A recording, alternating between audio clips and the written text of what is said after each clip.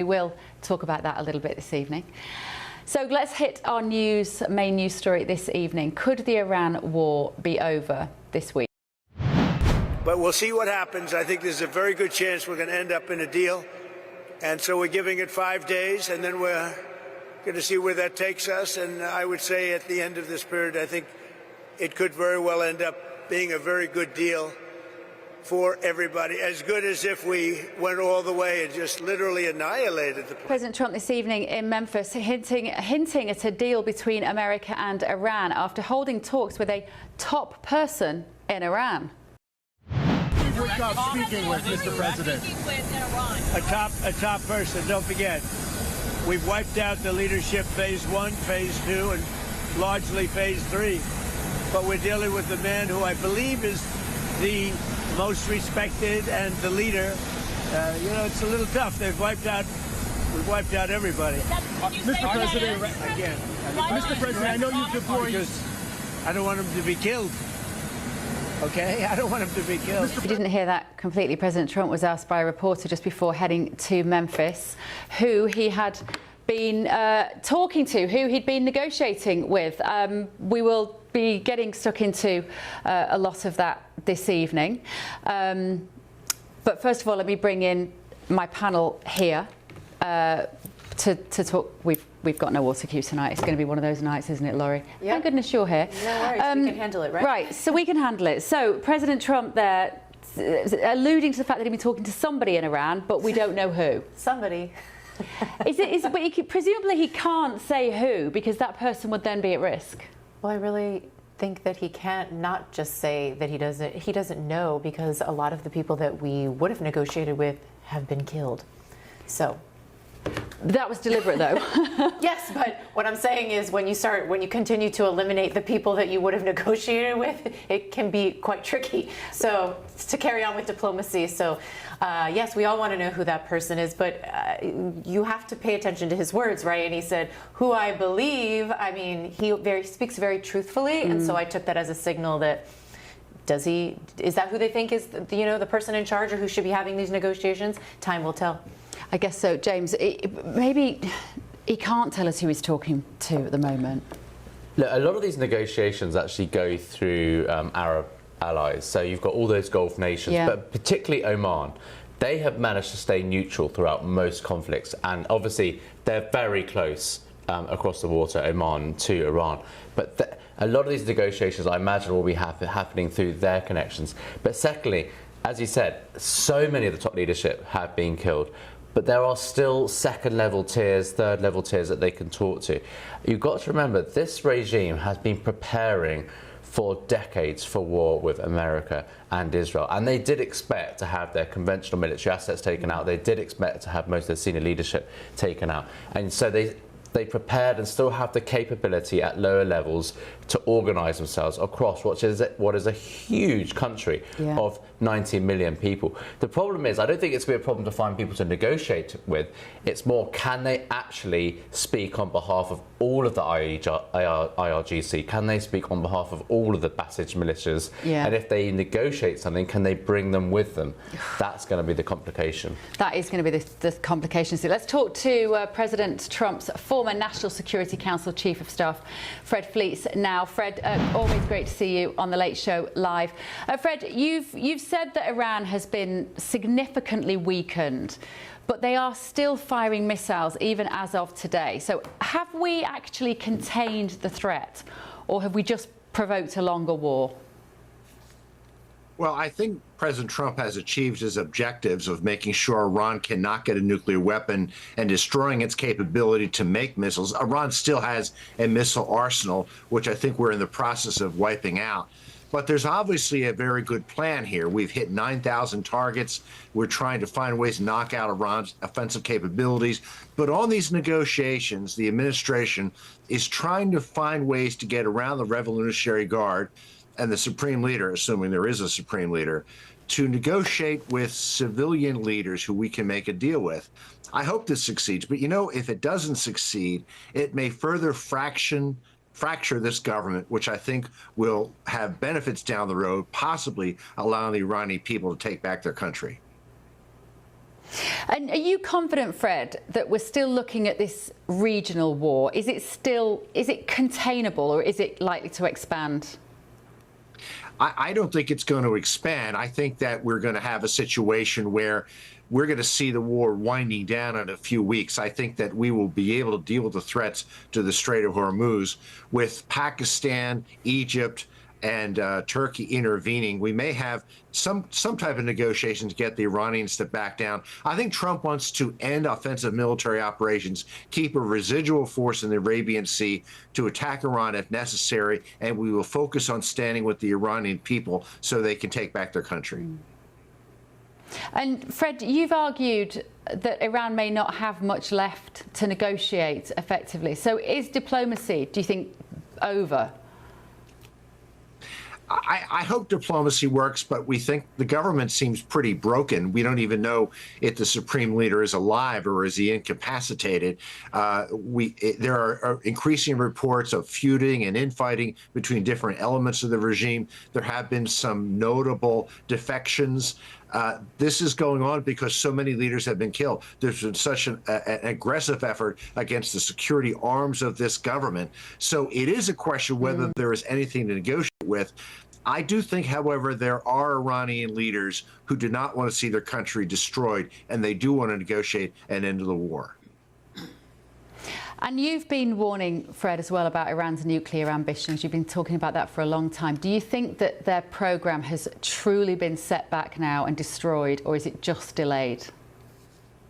I think their centrifuge capacity has been destroyed. I believe their ability to transform their remaining 60% enriched uranium has also been destroyed. I don't want to see U.S. troops going into Iran to dig out this enriched uranium that may not be recoverable, may not be usable, and even if Iran can dig it out, they don't have the capacity to turn it into nuclear weapons fuel. And once they did that, they would have to put it into unfinished and unfueled nuclear devices that also have probably been destroyed. I think Iran's nuclear program has been set back a decade or more, and the world is much safer because of Donald Trump and Benjamin Netanyahu. We still don't know, Fred, of course, what a post-regime Iran realistically could look like. What's the best case scenario here?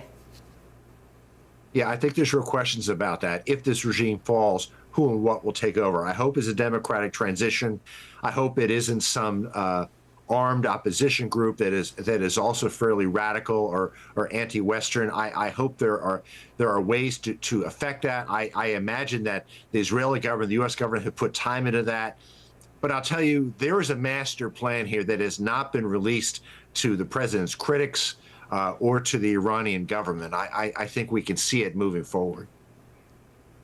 Yeah, OK, Fred, great to see you as always. Fred Fleet's there, always brilliant on that topic. Let me ask my panel then again. Let's talk about maybe the role of Europe in this, guys, and we can bring in Adam as well. A lot of people, including Fred there, criticised Europe, Adam, for staying quiet and not really leaning into this conflict. Why do you think so many Western allies have been hesitant to confront Iran before now, even, not just at the start of this conflict, but historically reluctant to really strangle them where necessary to get rid of their nuclear capability? I think they're looking at their voter base and they're seeing what happened to Tony Blair and the Labour Party, 20 years ago. But we have to stand side by side with America. Without America, it doesn't matter if we've got France or Germany on our side. Without America, we would be toast in a war. They're our big brother, let's say. And I think we've alienated ourselves terribly. And I think if it wasn't Donald Trump, we would have acted a lot differently. I think there's a lot of anti-Trump rhetoric and sentiment around Keir Starmer, Macron, the German leaders, and much of Europe. I think they're sort of enjoying not being by his side, and I think that's a catastrophic mistake. I really do. Look, we all want a safer world, and sometimes peace comes about through force and through, a short war. I do believe this will be a short war. I know it's going to be complicated. The Iranian Navy has been taken out. Their air force has been taken out. Their missile capability is really depleted now. So what you've got is a headless snake. and unfortunately they have still got a few drones and missiles, but I don't believe there's any leadership at all within Iran. So look, it's going to be a feat for Donald Trump to get this all together, but I do believe America can do it. Yeah. Laurie, what Adam has basically said there is that you're going to sleep more soundly in your bed from now on because of President Trump's action in the Middle East. Do you agree? I wouldn't go so far as to say that I will be sleeping soundly. I do so many of these TV interviews that it keeps me up at night, because every single minute that you are following this, there seems to be a change, some major surprise that none of us were expecting, especially those of us who have been, in the international policy practitioner for over 20 years. Donald Trump has broken all the rules. I know everyone praises him for doing so, turning things upside down, doing it in his own way. But yes, there's nothing more that I want than peace in the Middle East. But the way that this president has gone about doing it, I have grave concerns about, and I'm not the only one. 67% of Americans are not in favor of the way that the president has been handling this war. So we'll see. I think it's still, the polling that I saw today is that there was at least 93% of Republicans are still on board with President Trump and his ambition to... Well, I'm focused about independents. So among independents, he has a 62% disapproval rating overall, and 62% oppose the war, with 74% fearing economic fallout. I mean, we can. That's why I know his base is going to stay with him, amongst everything, Bev, but we have a midterm election coming up in November, and that it's always the independents who make or break the election. There haven't been really that many. There hasn't been conclusive proof that all of his MAGA base are staying with him on this. It looks like it's turned a little bit, James. But if I can bring you back to the question of Europe and Western allies, and particularly Britain, whether we are of any use to America now, and should we be? The whole situation, when you talk about Europe, was definitely complicated by the aggressive discussions around Greenland. I think that's helped with the allies. How quickly we forget. It feels like a long time ago. And getting everyone on board. So there's been a lot of headlines this year. Look, where is Britain right now? We had mine countermeasure vessels in the Gulf for decades. I was there 12 years ago out in Bahrain, and we had a sizable offering of frigates, destroyers that would come through. And as a result of years and years of deliberate defence cuts by Labour Party, by the Conservative Party, we're now in a position where the Royal Navy, the fleet, is the smallest it's been in living memory. We're talking hundreds of years, to the point where we are having a national debate about the deployment of a single destroyer to Cyprus. So could we be of use to America? The answer is we can always be of use. Our armed forces are capable. The men and women we have are brilliant. There's a number of things we can do in the intelligence front. We've got elite units that are very well respected by America. But the reality is, because of defence cuts, we can nowhere near field what we used to be able to do militarily, especially with the Royal Navy. And Britain really, really, really needs to rebuild its armed forces, especially the Navy. And that's why it's such a joke that Labour has not announced its defence investment programme to fund the armed forces for the next 10 years.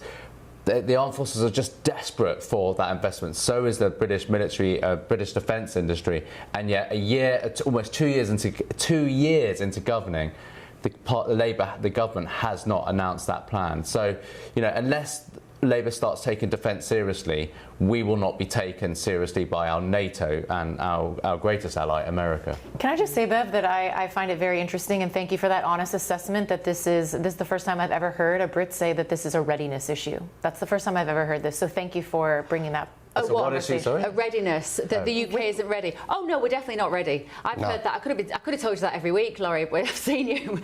Well, to such extensive detail, I guess, is what I mean. Yeah, so thank you for that insight. You do have particular experience, obviously, James, in this area, and insight, and it is incredibly valuable to know. I'm always interested in why we haven't been invested in our military and what have been the barriers to that. I mean, I know we got no money, but that sort of seems par for the course, because they can find the money for various things when they need it. I mean, I have spoken to many people in government, especially Conservative parties, about a decade ago, and they said, there's no votes in defence, and they just simply were not bothered. There's no votes in it. That was one of the reasons. So this is when George Osborne and David Cameron had their austerity drive. They cut the size of the Army and the Royal Navy by over 25%. And a lot of the programmes to replace our frigates and destroyers were either put on hold, or the numbers of Type 45s that we were meant to have went from 12 to 6. And of course, 10 years later, all those chickens have come home to roost. We have the smallest army and the smallest navy we've ever had. And we have so many responsibilities to all our overseas territories across the world,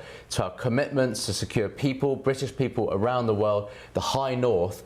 The Navy physically can't do them all as a result of a couple of decades of savage cuts to our armed forces. And now's the time, Prime Minister, to invest in our armed forces. And that doesn't mean a few extra billion or tiny percentage points. This means adding 15 to 25 billion a year to the defence budget in order to regrow Britain's capability to fight wars and meet our responsibilities to our allies.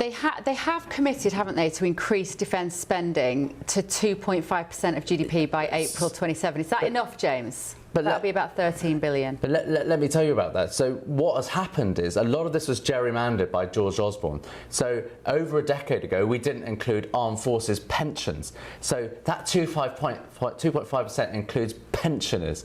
It also includes the Trident nuclear deterrent, which is now creeping towards taking up 25% of the budget. So the bang for the buck that we're getting out for that 2.5% is negligible. Really, in today's money, with the cost of warfare and the inclusion of space warfare and the advent of drones and swarm drones, that these extra layers of technology, we need to be talking about 3.54% to get us able to defend our nation and to meet our responsibilities to our allies. Well, it's diabolical, isn't it?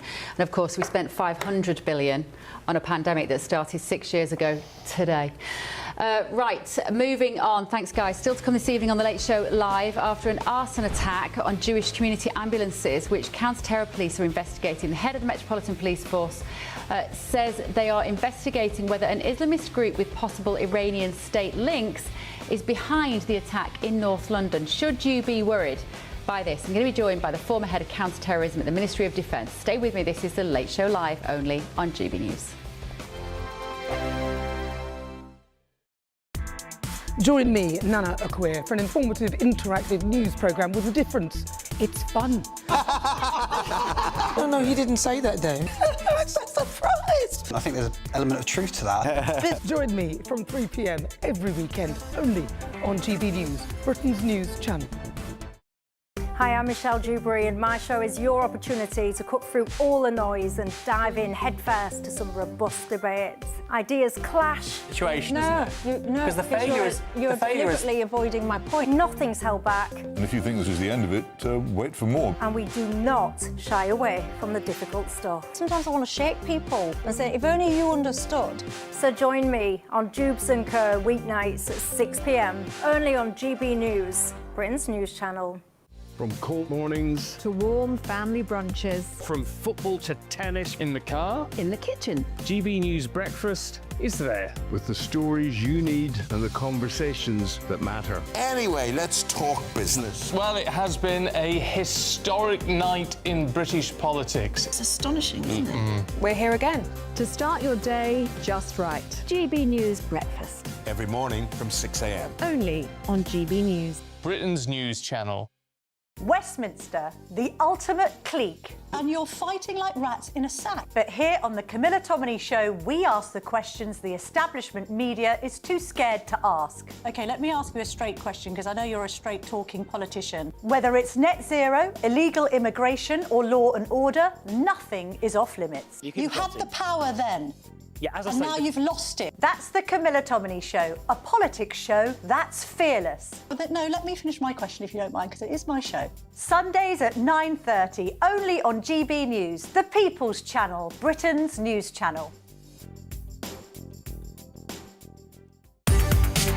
From the school run to the home run, watch a new show for all of Britain. He can say whatever he wants. A straight-talking show where all voices are heard.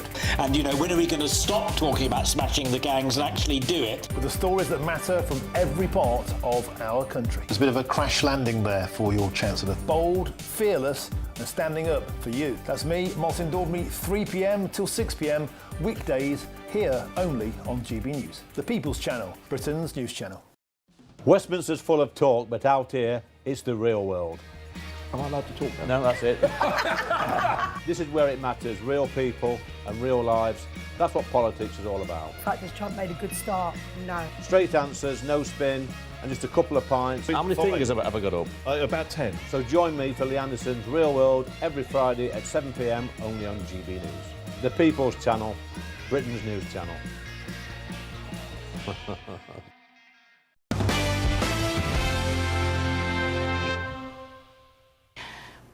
Good morning, good evening, welcome back to The Late Show Live. Now, the head of the Metropolitan Police has warned of a rise in Iranian state-linked threats following an arson attack outside a synagogue targeting Jewish community ambulances in north-west London. Sir Mark Rowley says the rapid growth in recent years of Iranian state threats is grave. He said hostile state surveillance activity, 20 disrupted plots and recent attempted attacks on the Iranian diaspora.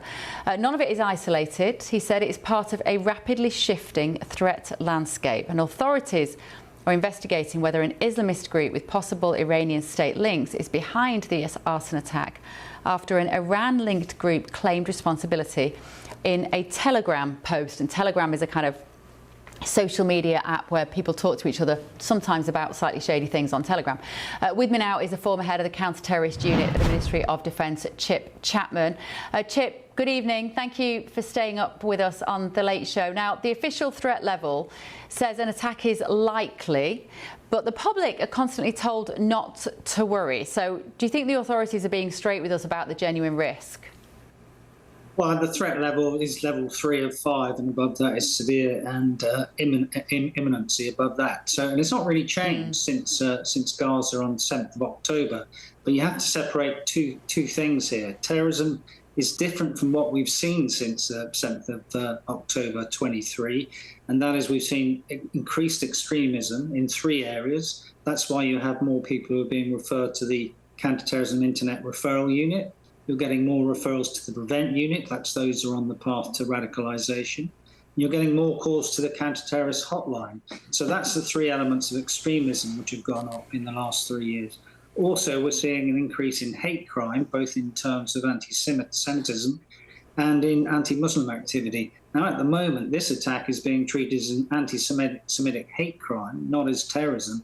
That's sort of confusing to me, because you don't actually have to kill people for it to be a terrorist attack. Violence is not necessarily required, and inflicting serious damage can be included as a terrorist act. That, for example, is why Palestinian action were prescribed under the terrorism legislation in 2025. So we should never be complacent, but one of the things which has kind of surprised me slightly is how few terrorist attacks have been, both following the Gaza October 23 and following the war on the 28th of February this year.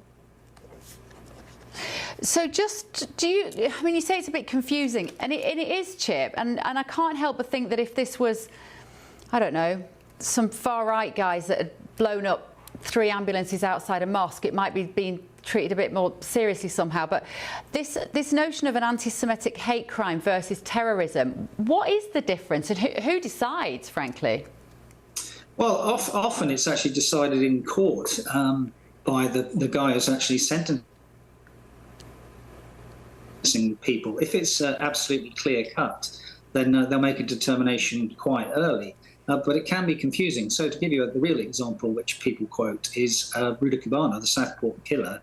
That was not deemed to be a terrorist attack because there was no Islamist motivation. That was murder for the sake of murder. Now, I know lots of people didn't think that was the case, but that was the determination based on no ideology, because to meet a Terrorism 2000 Act, it must have either a political, religious, racial or ideological component. It certainly did have that religious component in the attack on the 4 minibuses in London. We've seen, as you say, maybe not as many cases of attacks as we might have expected, perhaps, but we have seen multiple cases of attackers who are known to authorities. So is the system still missing obvious warning signs, Chip?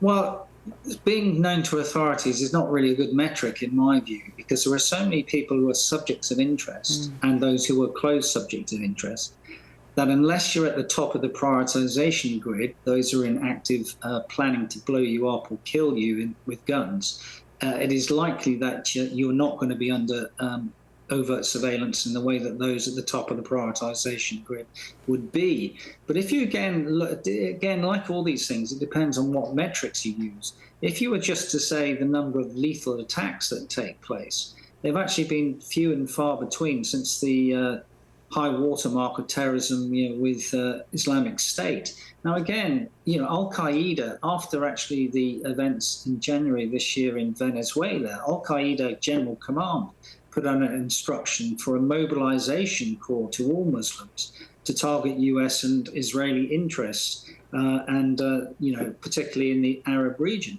Now, no one seems to have actually heeded that call. So we are, as I say, I think, past the high water mark of terrorism. That doesn't mean you should be complacent. And the blowback from these terrorist groups and individuals is minimized by the professionalism of both Counter-Terrorist Command and MI5. Okay, Chip, thank you so much. Chip Chapman there, always interesting as usual. Let me ask my panel here about this. James, we've got some Jewish guests on the show as well later. And I just wonder what it is like on the streets of the UK at the moment, and also, frankly, in America, to feel that you are under threat of terrorists with Islamic fundamentalist beliefs and with you in their sights, and whether we're doing enough about this in the UK to tackle it. Well, first of all, it's extraordinary that the government hasn't prescribed the IRGC as a terrorist organisation. We've known Britain has a large number of Iranian agents operating across the country.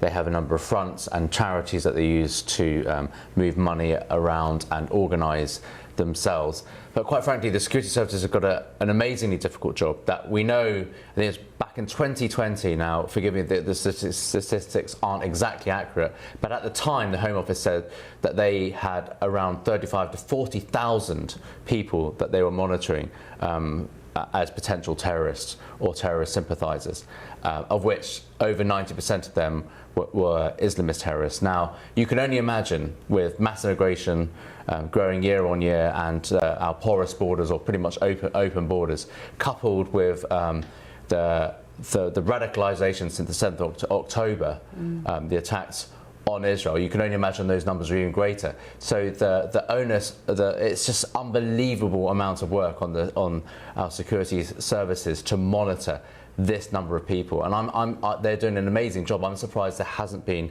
more attacks. But this to me, I can't see how it wasn't an act of terrorism. It's certainly a deliberately trying to intimidate the Jewish community, and it's quite frankly disgraceful that it feels like this is a community that's continually under threat in Britain.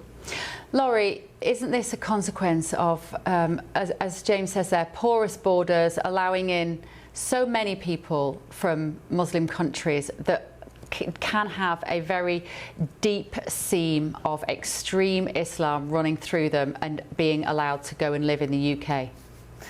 Yes, the difference between the UK and here in the United States is the number one form of terrorism is by radical Islamists in the UK, but in the United States, that's number two. The first is white Christian nationalism, and we just had 2 attacks on mosques, temples, and a Jewish school. I can't keep up whether it was last week or the week before that, which is absolutely horrendous, awful. But I will say that there's also been attacks, not as widely covered on the media, for Muslims here in the United States as well, that people think that they support terrorism, that they are radical Islamists, which is 99.9% of Muslims do not support radical terrorism or radical Islamists. So it's happening across the board, but yes, we are seeing more attacks recently based on Israel and the United States attacking Iran, that it is against Jewish people and people of Jewish faith here in the United States. Yeah, Adam Brooks, your thoughts about what it must be like to be a Jewish person on the streets of the UK at the moment? I've got several Jewish friends, Bev, and they're petrified for their children's future here. They're weighing up whether they can stay in this country. I've already had some that have moved to Dubai, which is amazing for me. You know, Jewish people moving to a Middle East country, a Muslim country, because they feel unsafe in Britain. Now, this country has pandered to extreme Islamism.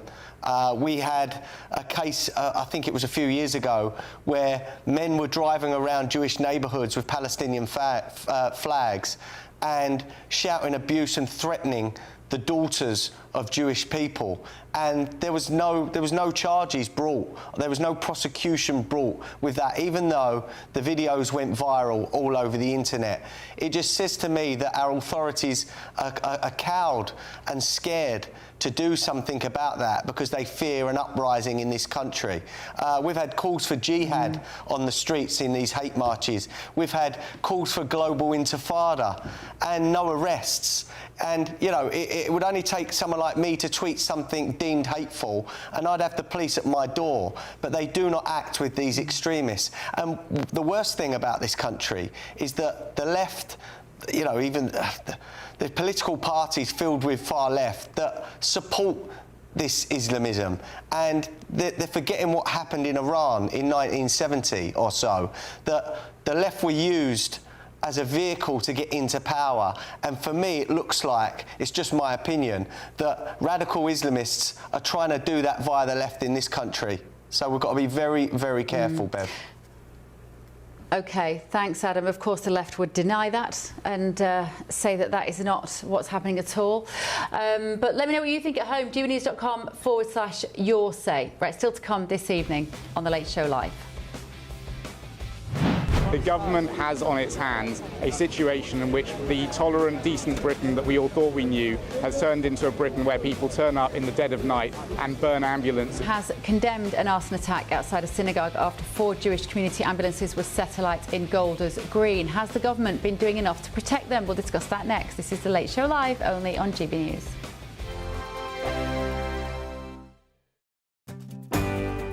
I'm Michael Portillo. This is GB News, the People's Channel, Britain's news channel.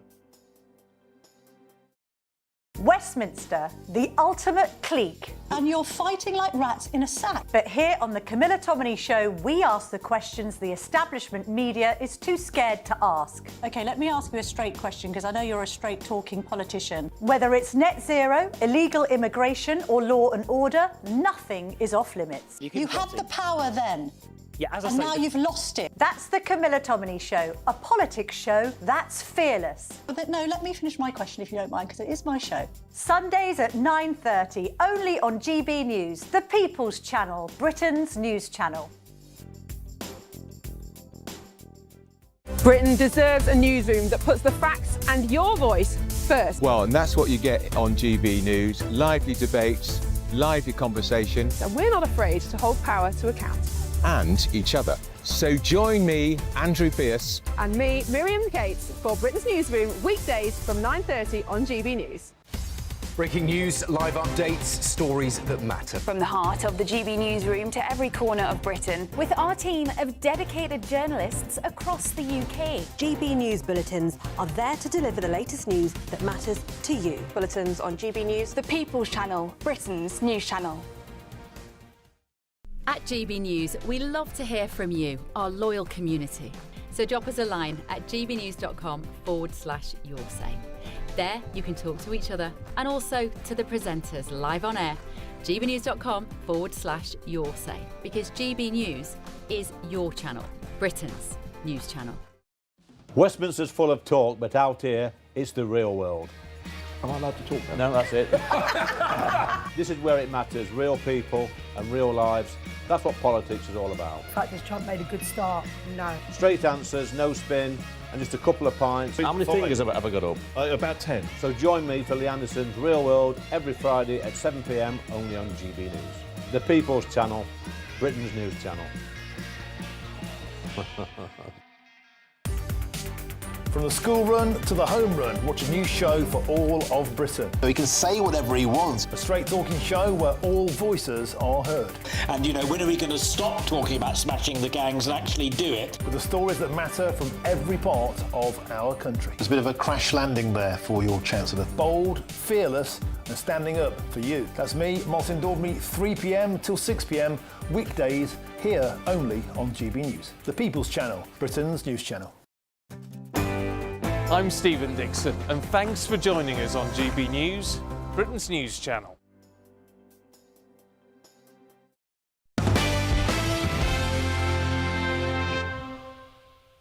Welcome back to the Late Show Live. Now, the Prime Minister has condemned the arson attack outside a synagogue after 4 Jewish community ambulances were set alight in Golders Green in North London. Here we go. Well, this is a horrific anti-Semitic attack.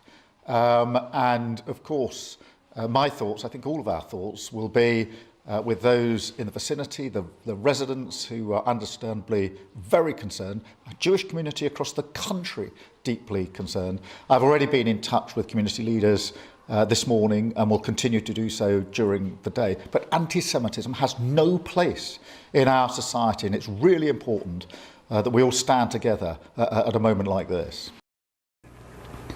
And just this evening, the Met Police have announced that they are ramping up protections for the Jewish community. From today, over there in the UK, they will see additional highly visible firearm patrols.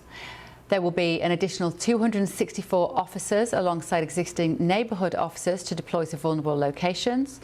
There will be Operation Server deployments, uniformed and plain clothes across key sites and high footfall areas. There will also be the use of drones. So joining me now is Michael Rowe, the chair of the Young Jewish Assembly. Michael, very good morning to you there. Good morning, good evening. You've said that anti-Semitism in Britain has surged since October the 7th. Do Jewish people in the UK feel safe right now? Good morning. Let me just set the scene, if I may, before I answer your question, which is that I'm just up the road, almost literally from where that attack took place last night. So walking down the streets this morning and throughout the course of the day is not a pleasant experience when you know that there are people, unfortunately, within the area who are looking to cause havoc, looking bluntly to kill Jews. And that's coupled with the fact when we have inaction from the government and we have a system which is enabling these individuals to come over to our areas, to areas where Jewish people are living, to the UK, to freedom-loving countries, and to cause havoc. And I think what we're seeing here is Iranian-funded, Iranian-sponsored terrorism. It's terrorism which isn't being tackled by the UK government, and bluntly that means that Jews are extremely worried and feel very vulnerable. And we've now unfortunately used the rehearse lines from politicians, just like we heard there from the Prime Minister, condemning these attacks, saying how seriously he takes anti-Semitism. But the fact is we're still seeing these attacks and still coming on the media to talk about yet another anti-Semitic attack in the heart of the UK's Jewish community. And I think that just leaves really a stark situation which needs firm action and less platitudes and less warm words. There'll be people watching this tonight who pay their taxes every month and will be furious that they are paying for support such as additional highly visible firearms patrols, 264 extra police officers in neighbourhoods. And they will be saying, we have imported a foreign war here onto our streets. What would your response be to that, Michael? And can that genie ever go back in the bottle? Well, I'm furious at the fact that British Jews cannot walk down the streets of the UK's capital city and do so in safety, and that our ambulance can't be parked in a synagogue car park and not be set alight in the middle of the night. So I think that this issue is not one that just affects Jews. As you've heard throughout the day, Hatzalah, the organisation who owned and operated those ambulances, treated Jews and non-Jews alike. When you have individuals in the UK who are looking to cause anti-Semitism and to implement their terrorist ideology, that is not only a threat to Jews, it's a threat to all people in the UK.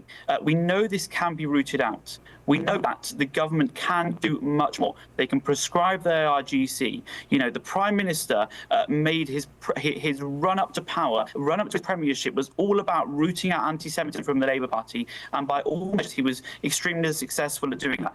Why is he doing the same in the country? Why is he saying that he's going to put up with this? And I think if it comes down to an issue of cost, then the UK is paying the price for terrorism. I think having some extra armed officers on the streets of London is a tiny price to pay for keeping Jews safe. But that shouldn't be the situation. We shouldn't be putting up we shouldn't be having to put up greater walls, greater security fences, more security guards, and more CCTV. We should be saying what is the root cause of all of this, and the root cause is an ideology which is looking to destroy the way of life we have in the UK, the freedom-loving nations we have across Europe and across the Western world. And the way to tackle that is not to put up greater fences, is not to put up and to fund some more security officers and armed police, however welcome they of course are.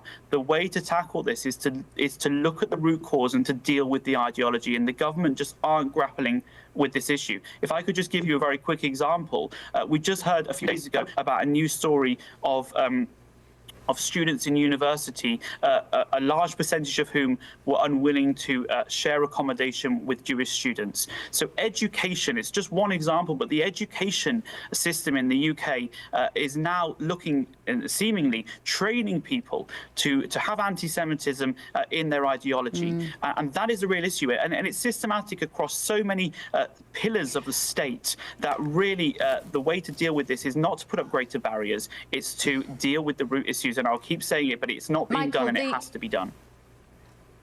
So are you on board with President Trump doing what he's doing in Iran? Because do you hope that it will lead to a larger, grand regional peace settlement in the Middle East? And even if it does, will that help the life of Jewish people on the streets of the UK? What we know is that Iran is sponsoring these terrorist actors. We know that Iran is a threat, not only to the UK, but to the whole of the world. We've seen it's a threat to Muslim countries in the Gulf who Iran have been targeting. So to answer your question, I totally agree that the Iranian regime is a threat to all of us and has to be wiped out. Now, in my opinion, the way that should happen in the end is through the people of Iran making a sovereign decision to change their government. And I think that the joint American and Israeli action hopefully will enable that to happen. But we should all be happy and glad to see the fall, which will hopefully happen, of the Iranian regime. Their proxies are all over the world causing havoc. And as I say, not just to Jews, to moderate Muslims and to people of all faiths. And this has to be a priority. Our government shouldn't be sitting on the sidelines. OK, Michael, thank you so much for joining us. Michael Rowe there. Let me know what you think. Your messages are coming in thick and fast. Still to come this evening, though, on The Late Show Live. The Defence Secretary has confirmed that the HMS Dragon is in the East Mediterranean. Good news, James. Is it too late? It's good that it's there. It's good that it's there. Just as the war's about to end. Well done, Great Britain. This is The Late Show Live, only on GB News. Round of applause. Breaking news, live updates, stories that matter. From the heart of the GB newsroom to every corner of Britain, with our team of dedicated journalists across the UK. GB News bulletins are there to deliver the latest news that matters to you. Bulletins on GB News, the People's Channel, Britain's news channel. From cold mornings to warm family brunches. From football to tennis in the car. In the kitchen. GB News Breakfast is there. with the stories you need and the conversations that matter. Anyway, let's talk business. Well, it has been a historic night in British politics. It's astonishing, isn't it? We're here again. To start your day just right. GB News Breakfast. Every morning from 6 a.m. Only on GB News. Britain's news channel. Westminster's full of talk, but out here, it's the real world. Am I allowed to talk now? No, that's it. This is where it matters. Real people and real lives That's what politics is all about. In fact, has Trump made a good start? No. Straight answers, no spin, and just a couple of pints. How many fingers have I ever got up? About 10. So join me for Lee Anderson's Real World every Friday at 7 p.m. only on GB News. The People's Channel, Britain's news channel. At GB News, we love to hear from you, our loyal community. So drop us a line at gbnews.com/your say. There you can talk to each other and also to the presenters live on air. gbnews.com/your say, because GB News is your channel, Britain's news channel. Join me, Nana Akweer, for an informative, interactive news programme with a difference. It's fun. No, he didn't say that, Dave. I'm so surprised. I think there's an element of truth to that. Join me from 3 p.m. every weekend, only on GB News, Britain's news channel. You want to know what's really going on in the corridors of power? Labour don't know what to do with you half the time, and that makes you quite lethal in the chamber. Get behind the headlines with Chopper's Political Podcast. Join me, Christopher Hope, as I sit down with the great and the good of British politics. We'll see where this ruling takes us. These are the stories shaping our nation. Chopper's Political Podcast, available now on all platforms. Listen in and stay ahead. Hi, I'm Michelle Dewberry, and my show is your opportunity to cut through all the noise and dive in headfirst to some robust debates. Ideas clash. Situation, No, isn't it? no, Because the failure is you're deliberately avoiding my point. Nothing's held back, And if you think this is the end of it, wait for more. and we do not shy away from the difficult stuff. Sometimes I want to shake people and say, if only you understood. So join me on Jubes and Kerr weeknights at 6 p.m. only on GB News, Britain's news channel.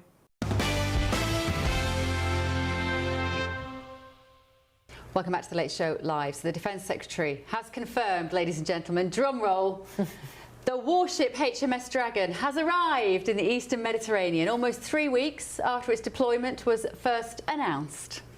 We have more jets in the region than at any time in the last 15 years.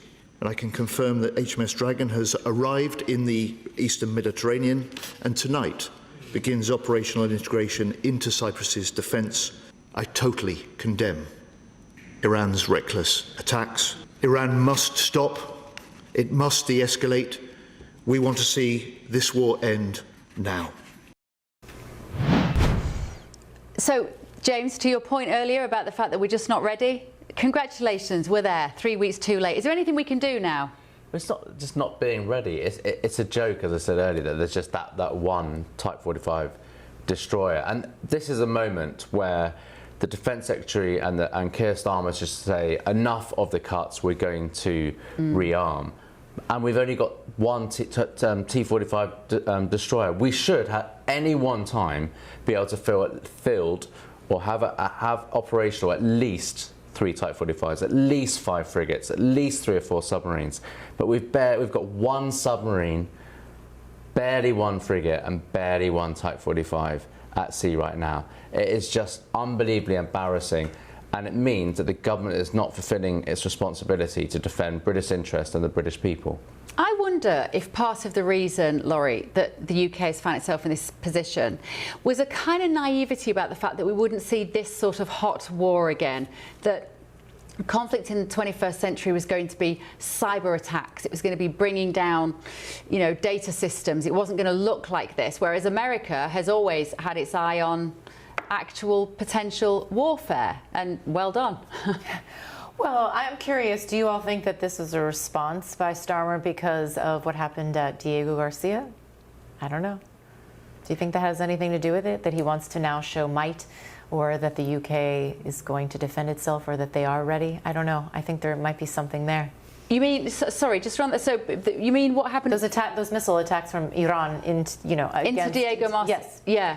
Well, the thing is, this boat left 3 weeks ago. So before all of that, this was our attempt, wasn't it, James, to get involved and to help? Well, Britain should always have a frigate and destroyer in the Gulf or around the Eastern Mediterranean at all times. You talk about Diego Garcia.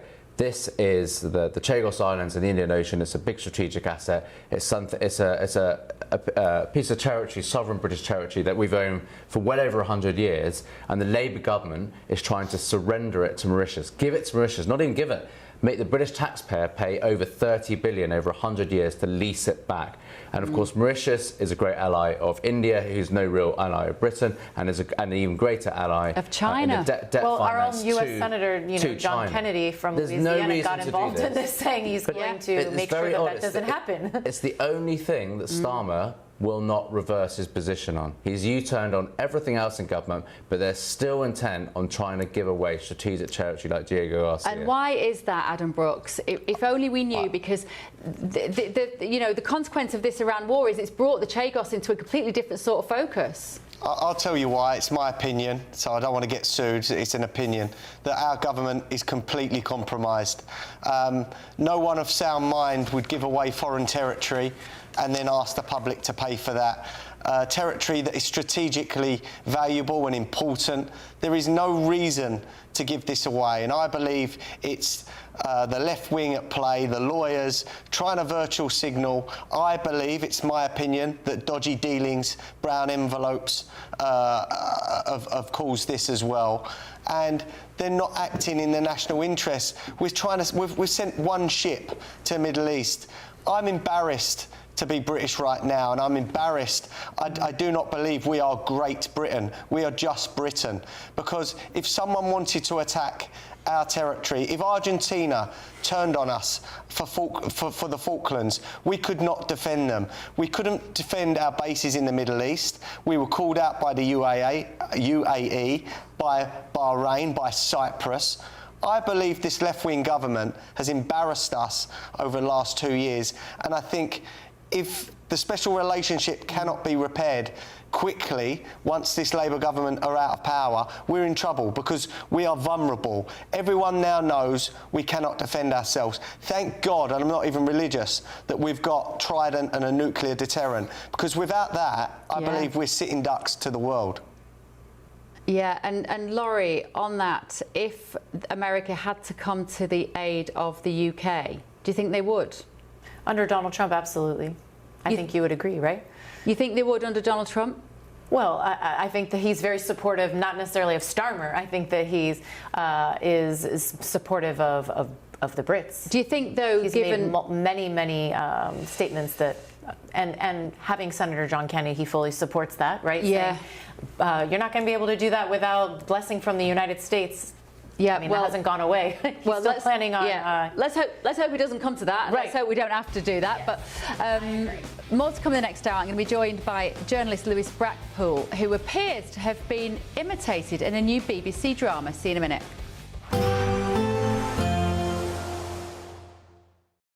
Today, clouds overhead, total zen within. Boxed Solar sponsors the weather on GB News. Good evening, welcome to your latest GB News weather update brought to you from the Met Office. We've had the last of the sunshine for many of us today. Rain and showers moving in. It will turn colder for a time too, though the dry weather does return for the weekend. Why is it changing? Well, low pressure's moving in, pushing away the high pressure we've had, bringing that nice weather, and it will introduce weather fronts from the north and west. So it will turn more unsettled across northwestern areas through this evening.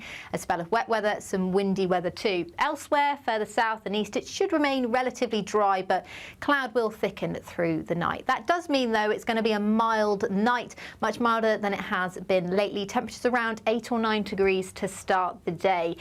But more in the way of rain to come on Tuesday, particularly across northwestern areas of England. Now, once that weather front pushes south through Scotland, we'll see showers push in from the west. Some of these could be quite heavy, very blustery, and they bring a risk of hail as well as hill snow. So a very different feel into tomorrow. The rain will start to intensify through Tuesday morning across western areas of northern England into Wales as well. But for many of us, it will be a dry and dull start to the day across England and Wales. You can see that rain starting to intensify across Northern Ireland, northwestern England, as well as North Wales through Tuesday lunchtime. Here it will linger through much of the day, bringing a risk of some localised flooding issues. Further rain to come across parts of Scotland too, It should remain dry across the far south and east, but a breezier and cooler day to come here with less in the way of sunshine. And then that more unsettled, colder weather will be more widely felt into Wednesday. For many of us, we could see snow flurries across the high ground. Some brisk northerly winds will bring a very different feel to the weather. It's going to feel very chilly for Wednesday into Thursday. However, as I mentioned, it does look like the drier weather and slightly warmer weather will return by the weekend. Bye-bye. Today, clouds overhead. Total zen within. Box Solar sponsors the weather on GB News.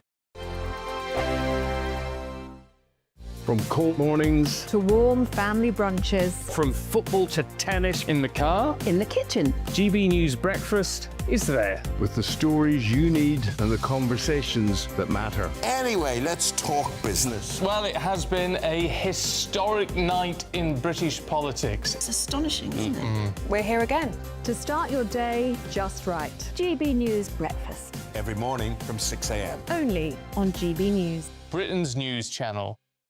Hi, I'm Michelle Dewberry, and my show is your opportunity to cut through all the noise and dive in headfirst to some robust debates. Ideas clash. Situation, no, because the failure is you're deliberately avoiding my point. Nothing's held back. And if you think this is the end of it, wait for more. And we do not shy away from the difficult stuff. Sometimes I want to shake people and say, if only you understood. So join me on Jubes & Co weeknights at 6 p.m, only on GB News, Britain's news channel.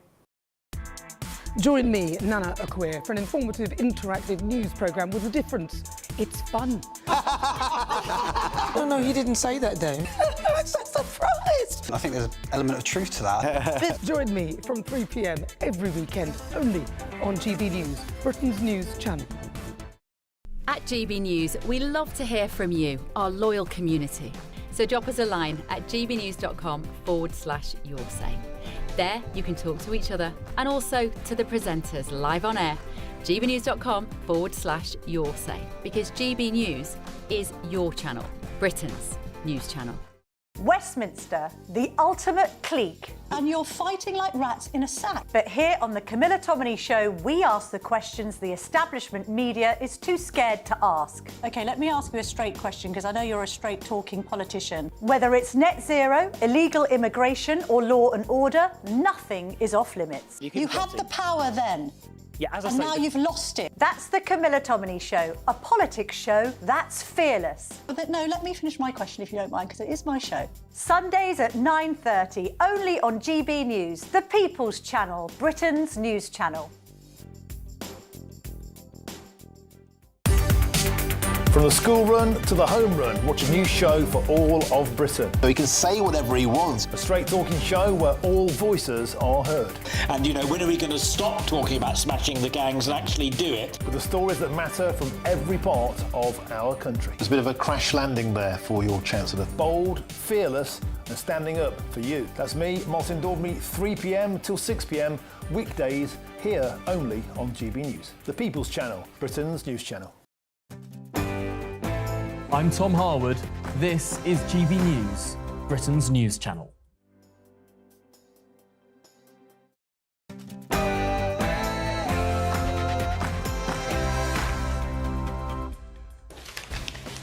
Good evening, good morning, live from Washington, D.C. This is GB News with the stories shaping Britain and the United States of America. But we'll see what happens. I think there's a very good chance we're going to end up in a deal. And so we're giving it 5 days, and then we're going to see where that takes us. In 5 days, he says, will the Iran war be over within a week? Well, tonight, President Trump has said a deal is on the cusp of being agreed. Meanwhile... Go ahead. Mum, it looks like Whitlock got hold of those Home Office documents via Freedom of Information requests. He made a total of 9 requests during his time in prison.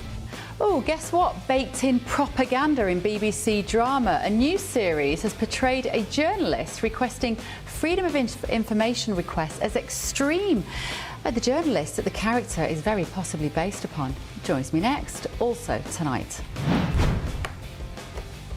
This is the moment that a plane crashed into a ground vehicle at New York Airport earlier today. It's absolutely horrific footage. The collision left the pilot and the co-pilot dead. We're going to talk to a former Marine pilot to explain how on earth this could have happened. Also tonight. Was he really good, or was it just... Actually, he was really good. Okay. He started practicing. Could I have taken him in a fight? Who was President Trump talking about there, do you think? I'll give you a clue. They're one of the most famous singers ever. I'll tell you who that is a little later. I'm Bev Turner. This is The Late Show Live. Remember, no breaks this hour.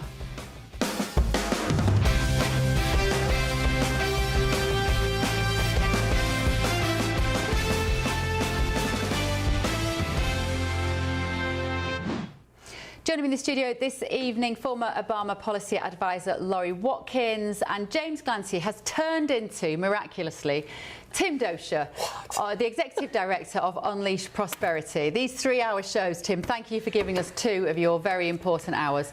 And also in London, businessman and activist Adam Brooks is with us as well. On the 6th-year anniversary of COVID lockdowns, Adam, which brought you and I together, there's a lot of things that were bad about the last 6 years, my friend, but that is one thing that I will always be grateful for. Yeah, it was a worrying time, Bev. Worrying time. Worrying time. Brought all the best people together, though. Now, the BBC is facing fresh claims of bias this evening after an episode of a drama called The Capture branded freedom of information requests on migrants as extremism. Here's a quick look. Go ahead. Mum, it looks like Whitlock got hold of those Home Office documents via freedom of information requests. He made a total of 9 requests during his time in prison. 9 freedom of information requests? It sounds like Whitlock had it in for the Home Office. He accused the government of covering up the true stats on undocumented migrants. Fair to say it's something of an obsession for the lad. Whitlock's 4chan account, Mum, deactivated last month. Because? Sending you the post that got him kicked off the platform. Like history books say the last land invasion of England was 1066. Now, in actual fact, the last land invasion of England was yesterday morning at 9:45 when a boat carrying 40 undocumented male migrants landed in Dungeness, Kent. Now, I don't know whether to laugh at this because it's so absolutely ridiculous. It's got that BBC, like, earnest, dramatic vibe all over it. Let's talk to the Director of Investigations for Restore Britain and the man upon whom that character is very likely modelled, Lewis Brackpool. Lewis, so good to see you. And honestly, when she says there, 9 freedom of information requests, 9? How many have you submitted, my friend? How many? Well, firstly, it's good to see you, Bev. 9 is pretty amateur in my view. I think we're looking at around sort of, I want to say about, 80 at least for every 4 days or so, depending on the week. But look, admittedly, this is the first time I've ever heard of this particular series called The Capture. Apparently it's quite popular, but of course it's gone woke down the line. The first time I heard about it was actually last night when people started tagging me in this video and a friend of mine called Lander on X saying that the BBC is showing a character submitting FOI requests to the Home Office, considering that completely extreme, which I find absolutely absurd. That is my daily work, using the Freedom of Information Act for journalism on exactly these kinds of topics. So many others do it too. And ironically, I have sent an FOI and an SAR, subject access request, to the BBC asking about narrative inspiration. You might remember, Bev, that we did a segment not too long ago, I believe it was last year or the year before, where I submitted an FOI and it exposed back in 2021 emails between the BBC, Channel 4, Sky, CEOs and the government liaising with each other to embed vaccine messaging within soap operas, essentially public health nudges via entertainment, and the same playbook is now being used here. You might have remembered the... Do you know what, Lewis? Let me interrupt you. Let me interrupt you for a minute, just so we can kind of like just gloat for a little bit about how right we've been for about most things over the last 6 years. Let's remind ourselves of you and I talking about that on Britain's Newsroom. Here we go. I decided to put forward a Freedom of Information request to the Department for Culture, Media and Sport and ask for any agreements, contracts or documents outlining collaboration between the UK government and TV production companies since 2020. I focused on soap operas in particular that are watched by millions across the nation in the UK. I also asked for any strategy briefings where officials discussed embedding narratives on public health, climate change, extremism, migration, all of these topics, and whether any funding was given in exchange for incorporating specific storylines. And when I received the 20 working day reply, they're refusing to release it for now, citing Section 36 of the FOI Act, which is used when disclosure might prejudice public affairs. And now that they are conducting a public interest test, they say they won't make a decision on whether they will release the information to me until the 14th of May 2025. So it's not speculative. I'm not speculating or anything like that. This is legitimate. Lewis Brackpool, I can't bear it. I feel like life has become a simulation. You know, there you were talking to me about these FOIs, about storylines being baked into it, and now you are the blooming storyline. The character's even got a big beard. Is there anything you could do, do you think, legally about this? Has it crossed your mind to go after the BBC in a sort of Trumpian way and say, hang on a minute, this is based on me? Well, for now, well, he doesn't have the moustache, which is a lot different. So, so I'll take that at least. But at the moment, I've obviously submitted the subject access request and the FOI to try and see if there's any inspiration within this narrative. So I have to get that first before actually doing anything. But a lot of people have been messaging and saying I should be very flattered about this. You know, you're at the centre of potentially the centre of some sort of story. It did keep me up a little bit last night because it was a bit weird to watch. It felt like the Twilight Zone in a weird way. Coincidentally, this week, I must say, the Financial Times reported in the same week that this was aired that officials are eyeing up a crackdown on FOI requests because of high usage costs and maybe lower thresholds or exemptions. So I don't know, call me a conspiracy theorist. I really don't care anymore. Like, these labels don't mean anything. And I must say, I wear that badge with pride now. Britain gets voted in by the people in 2029, we would radically overhaul the BBC as it's not fit for purpose in its current state. That I will say. Because Tony Blair, Lewis, Tony Blair has said it's one of the things he regrets, isn't it? Actually allowing freedom of information requests. He probably sits there every day wishing he'd never done that. And I've been so far shocked that subsequent governments haven't clamped down on them, because it is literally a pain in their backside, isn't it? This is one of the very few ways we have left legally to get to the truth, which apparently doesn't necessarily matter in public life very often anymore. What would it mean, Lewis, if we do lose that right for freedom of access, freedom of information requests, or subject access requests? What would it mean for people like you, independent journalists out there digging every single day? Well, yeah, you're totally right about Tony Blair, for one. He called it one of his biggest regrets. It's unbelievable. If Tony Blair is saying that, then yes, I actually encourage people to go out and utilise this legal right that you have as a citizen before it goes. It would mean less transparency for journalists to do their job, to collect data, to try and find the truth, and to try and hold the government account. We know that Keir Starmer at the start of his reign said, very brazenly, that he wants this to be the most transparent government. And to be honest, he hasn't fulfilled that, to say the least. So for this Labour government to want to crack down on this is not surprising. It's pretty predictable.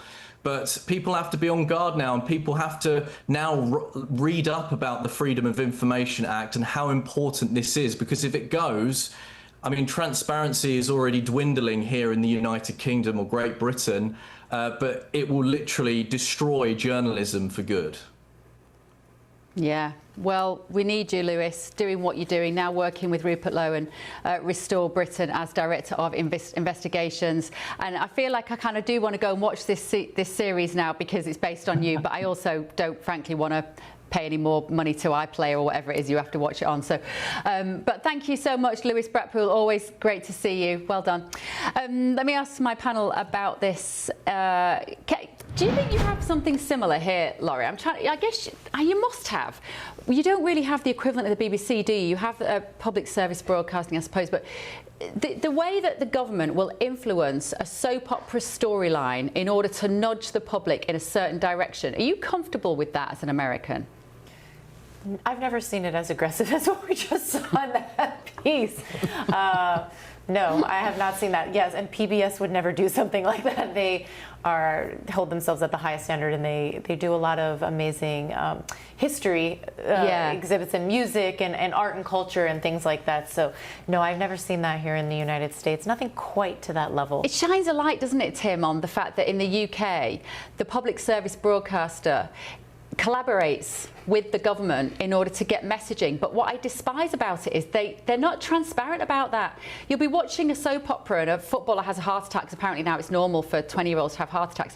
And they're not telling you that storyline has been written in collaboration with the Department of Health. Well, actually, PBS has been here. PBS Public Broadcasting Service here in the U.S. has been defunded by President Trump because it did exactly what Laurie said it didn't, which was favor the Democrats and the liberals every single time they go on camera, giving a bias to it. So there's also a massive coordination between the government here and the left-wing media, which is why channels like GBNews and Fox News actually have a place here in America, because it gives people an outlet away from liberal news. But I just want to say something. When I saw that at BBC, that's how media views you, people.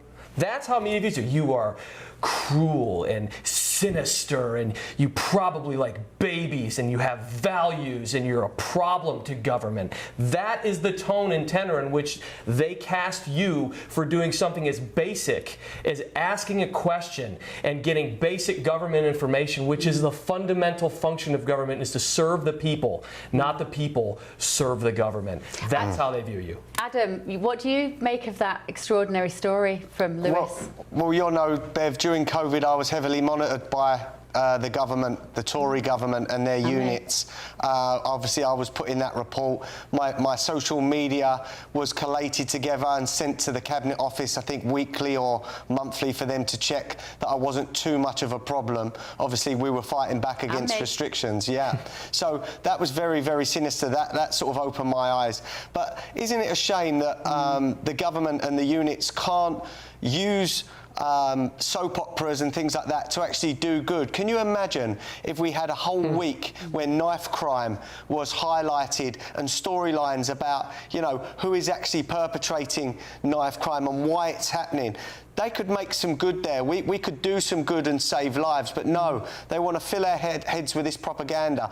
Migrant crime, yes, of course we want the information because the government is hiding it. And people like Lewis getting the actual facts out there helps people like me highlight it and make it a bigger story online. The people have been lied to for decades through our media, and now they can't. The government cannot shape the narrative because of things like GBNews, people online. And look, the truth is out there. The government cannot hide its corruption. And for me, this Labour government is the most corrupt government of my lifetime, and I cannot wait until they're gone. Well, they would obviously dispute the idea that they are corrupt in any way. Undisputable. Well, the proof is in the pudding. Well, you know, they would say that. I'm just trying to think in defence of any government, not just this one, that tries to put storylines into the BBC. And believe me, I'm finding this very hard to do, but I'm going to try because we are ruled by Ofcom and we have to provide balance on both sides of each story. Is that they may feel that under the auspices of a public health emergency, they need to get messaging out to the public, and therefore, what better way to do that than a soap opera or a drama where they can put a storyline in there that might educate people. I think, like I said, my problem with that is be honest about it. Like in the credits or something, say, I think there should be some sort of disclaimer that says this storyline has intent. But the nudge unit, Tim, in the UK, they're never going to do that. No. It defeats the object of brainwashing people. I mean, why would we need to spend taxpayer dollars on some lavish production when you could simply put out an X post, or you could simply put out something which the media would gladly cover? I know that GBNews is happy to cover whatever the government wants to put out, and they can have commentators and say what they want about it, but you're a news station. That's your job to do that. We don't need to spend all that money on coordinating with studio executives just to get some basic message out. And by the way, by the time that message actually gets to the screen, how much bias is already there? That's what I want to know. And Bev, look what happened with adolescents. All that nonsense pushed out there from a phony story, you know, trying to shape the narrative. I'm glad I didn't watch it. My wife watched it, but I didn't watch it because I didn't want to play into that game at all. It was so obvious. And you had ministers in this country saying it was didn't they say it was a documentary when it wasn't? It was a drama. And for me, it was a load of nonsense as well. Yeah, it absolutely. It played into all sorts of narratives about boys being radicalised online to become right-wing misogynists, and it was pure propaganda. Right, a BBC spokesperson has told GBNews this is a fictional drama, and the character of James Whitlock is not based on any individual person. Right, let me know what you think at home. gbnews.com/your say. Chaos at New York's LaGuardia Airport today after a plane collided with a fire engine, killing both pilots and injuring dozens of passengers. Now, it is your worst nightmare, this. An Air Canada aircraft was carrying 72 people. It was still travelling at around 150 miles an hour in heavy rain when it struck the fire truck, you would call it, on the runway. Now, both the pilot and the co-pilot were tragically killed in the collision, and the incident comes amid a shortage of air traffic controllers, which is linked to a partial government shutdown, which has caused delays and raised safety concerns at airports across the United States. Let's talk now to former Marine Corps Cobra attack helicopter pilot and combat commander Colonel William Dunn. William, thank you for joining us. We're looking at the shocking pictures there of this aeroplane after it hit that fire truck. How does this happen, William, on a busy airport like that? Well, hey, thanks so much for having me. And it's a shame to be talking to you under these circumstances. But yes, I saw the video, and it looks like the air traffic controller cleared the fire truck to cross the runway while that airplane was landing. And as you can see in that video, there's no way for either one of them to avoid that collision. It became apparent and obvious once they made that turn. Unfortunately, we lost 2 pilots, and I think we'll see in an investigation that it'll be tied to the incorrect control in direction from the air traffic controller. Which is awful for the air traffic controllers, and I believe there's been some statements saying that you know, the air traffic controller was doing the best job possible under very difficult circumstances. But just to explain this to me, so the air traffic controller would be also talking to the fire officers, to the truck, because I would presume that the air traffic controller is talking to the pilots, but maybe the ground staff working there would be operating simply looking at who was coming in their direction. Well, and I don't know how LaGuardia is set up, but the way I've always dealt with it, the ground controller controls the aircraft and vehicles on the ground, so that's not unusual. The challenge would be was that controller and was that station understaffed? Was that controller doing just ground, or was he doing ground and air? And was that airport so busy that they needed 2 controllers doing that? You know, and that runway, you would want the same controller controlling the airplanes and the ground traffic to ensure there's not a mistake. But as you can see in the video, if you've heard the video, the controller realizes he made his mistake, but it was too late. He should have never, in my opinion, cleared that fire truck to cross the runway. Oh, that is tragic. Tim Dosh, do you want to come in on this? Yeah, so it's really interesting because Secretary of Transportation Sean Duffy said that it was actually well staffed. There was about 33 people in the tower doing this, talking basically about how while it was definitely an accident, it's not fairly accurate to say that, you know, there was only one person in there doing 17 different jobs. And yes, there are two different things. There is ground control, there is flight. So I think that the investigation is going to happen before we start to, you know, continue to speculate here, and got to be careful to make sure that it's well staffed, but it still is under the target of what they want. Yeah, William, you feel as a passenger, you know, you land, you feel like you're out of the woods. The scary bit is taking off, it's maybe landing, and you land on the runway. You presume you're safe at that point. How rare is this kind of thing? Well, I think it's very rare to have the impact like that. Unfortunately, aircraft bumping into each other on the ground is not that rare, and close calls are even less rare. But normally, you're not going to have a incursion on the runway just like this. If this had happened at a slower speed with a taxiing aircraft in the line, if you will, where they go to park, that would have been more common, I think. But this is still a tragic incident. And the one thing I want to point out, and I'm not, you know, the investigation's got to come out, but someone made a comment on the TV today that he did the best he could do. If that's the case, that's a problem. You have people's lives at your hands and on your radio calls every day. It requires the best, most prepared, highest trained people, especially at our busiest airports. I am looking forward to seeing the investigation, but unfortunately that investigation will not prevent what already happened. And I believe there's already things in place to prevent this from happening. And something happened in that exchange that caused this mishap. And the investigation will certainly get to it. Laurie, did you want to say? Yeah, did you want to say something, Laurie? And this is only 13 months out from the tragic American Airlines flight that happened at DCA that collided with a Black Hawk helicopter. Yeah. Just absolutely tragic. So I would agree with William that this is very rare for us to have an impact that actually kills passengers or crew. In this case, 2 pilots. I mean, we're hearing the pilots. Yeah, I just want to say, like, those were 2 Canadian pilots that died. Absolutely horrific, absolutely tragic. And that's a flight, I go back and forth to Canada a lot, and that flight was coming from Montreal, possibly, I have no doubt, carried a lot of American citizens as well as Canadians on that flight, because that's a very popular route that people take. So it's very sad and tragic. I also wanted to point out just one thing here. The irony of this whole situation is that Canada has actually privatized their flight control system, and it's been a lot more efficient, it's more modernized, whereas here in America we are still playing 30 years behind. We don't have a privatized system. If we did, we wouldn't be having shortages due to the partial shutdown. And so the irony here is that Canada flies in from a system that's actually working pretty well into a system that needs desperately modern interface. And so we see the tragic Do we have any idea what's happened to the drivers of the fire truck? We're hearing that the 2 pilots lost their lives. Yeah, I can't believe that there were no massive injuries to them. But if it hit the back, you know, some of them can be rather long. And they are built very tough. Yeah. Say that. Yeah.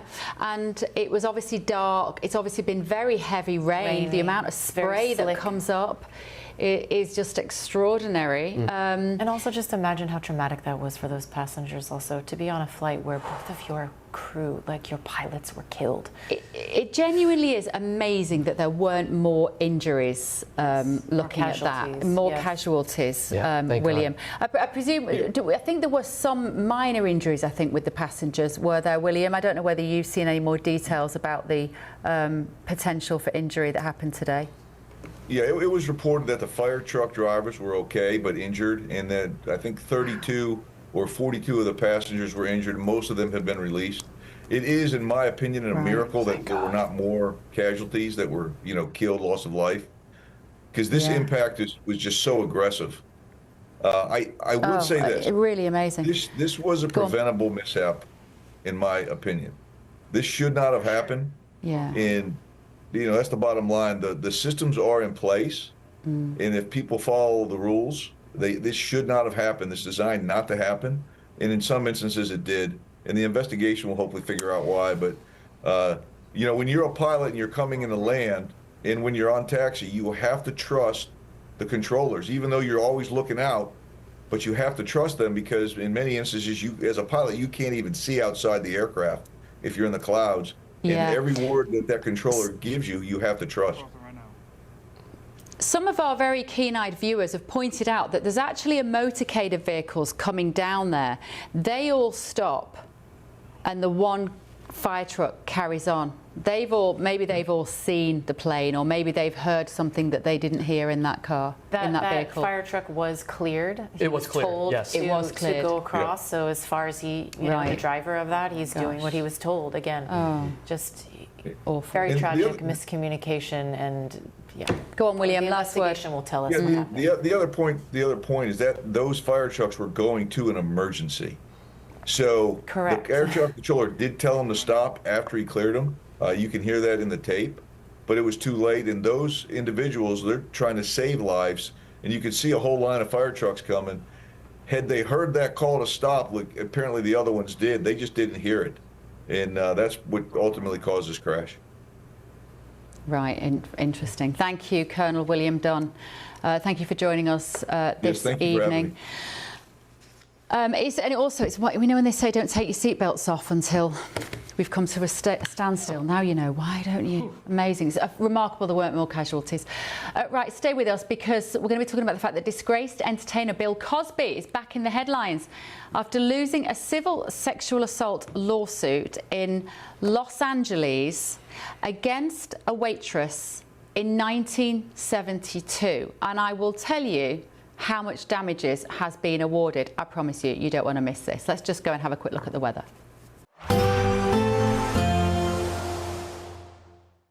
Expect warm spells with the odd rude interruption. Box Boiler sponsors the weather on GB News. Good evening, welcome to your latest GB News weather update, brought to you from the Met Office. We've had the last of the sunshine for many of us today. Rain and showers moving in. It will turn colder for a time too, though the dry weather does return for the weekend. Why is it changing? Well, low pressure's moving in, pushing away the high pressure we've had, bringing that nice weather, and it will introduce weather fronts from the north and west. So it will turn more unsettled across northwestern areas through this evening. A spell of wet weather, some windy weather too. Elsewhere, further south and east, it should remain relatively dry, but cloud will thicken through the night. That does mean, though, it's going to be a mild night, much milder than it has been lately. Temperatures around 8 or 9 degrees to start the day. But more in the way of rain to come on Tuesday, particularly across northwestern areas of England. Now, once that weather front pushes south through Scotland, we'll see showers push in from the west. Some of these could be quite heavy, very blustery, and they bring a risk of hail as well as hill snow. So a very different feel into tomorrow. The rain will start to intensify through Tuesday morning across western areas of northern England into Wales as well. But for many of us, it will be a dry and dull start to the day across England and Wales. You can see that rain starting to intensify across Northern Ireland, northwestern England, as well as North Wales through Tuesday lunchtime. Here it will linger through much of the day, bringing a risk of some localised flooding issues. Further rain to come across parts of Scotland too. It should remain dry across the far south and east, but a breezier and cooler day to come here with less in the way of sunshine. And then that more unsettled, colder weather will be more widely felt into Wednesday. For many of us, we could see snow flurries across the high ground. Some brisk northerly winds will bring a very different feel to the weather. It's going to feel very chilly for Wednesday into Thursday. However, as I mentioned, it does look like the drier weather and slightly warmer weather will return by the weekend. Bye-bye. Expect warm spells with the odd rude interruption. Box Boiler sponsors the weather on GB News.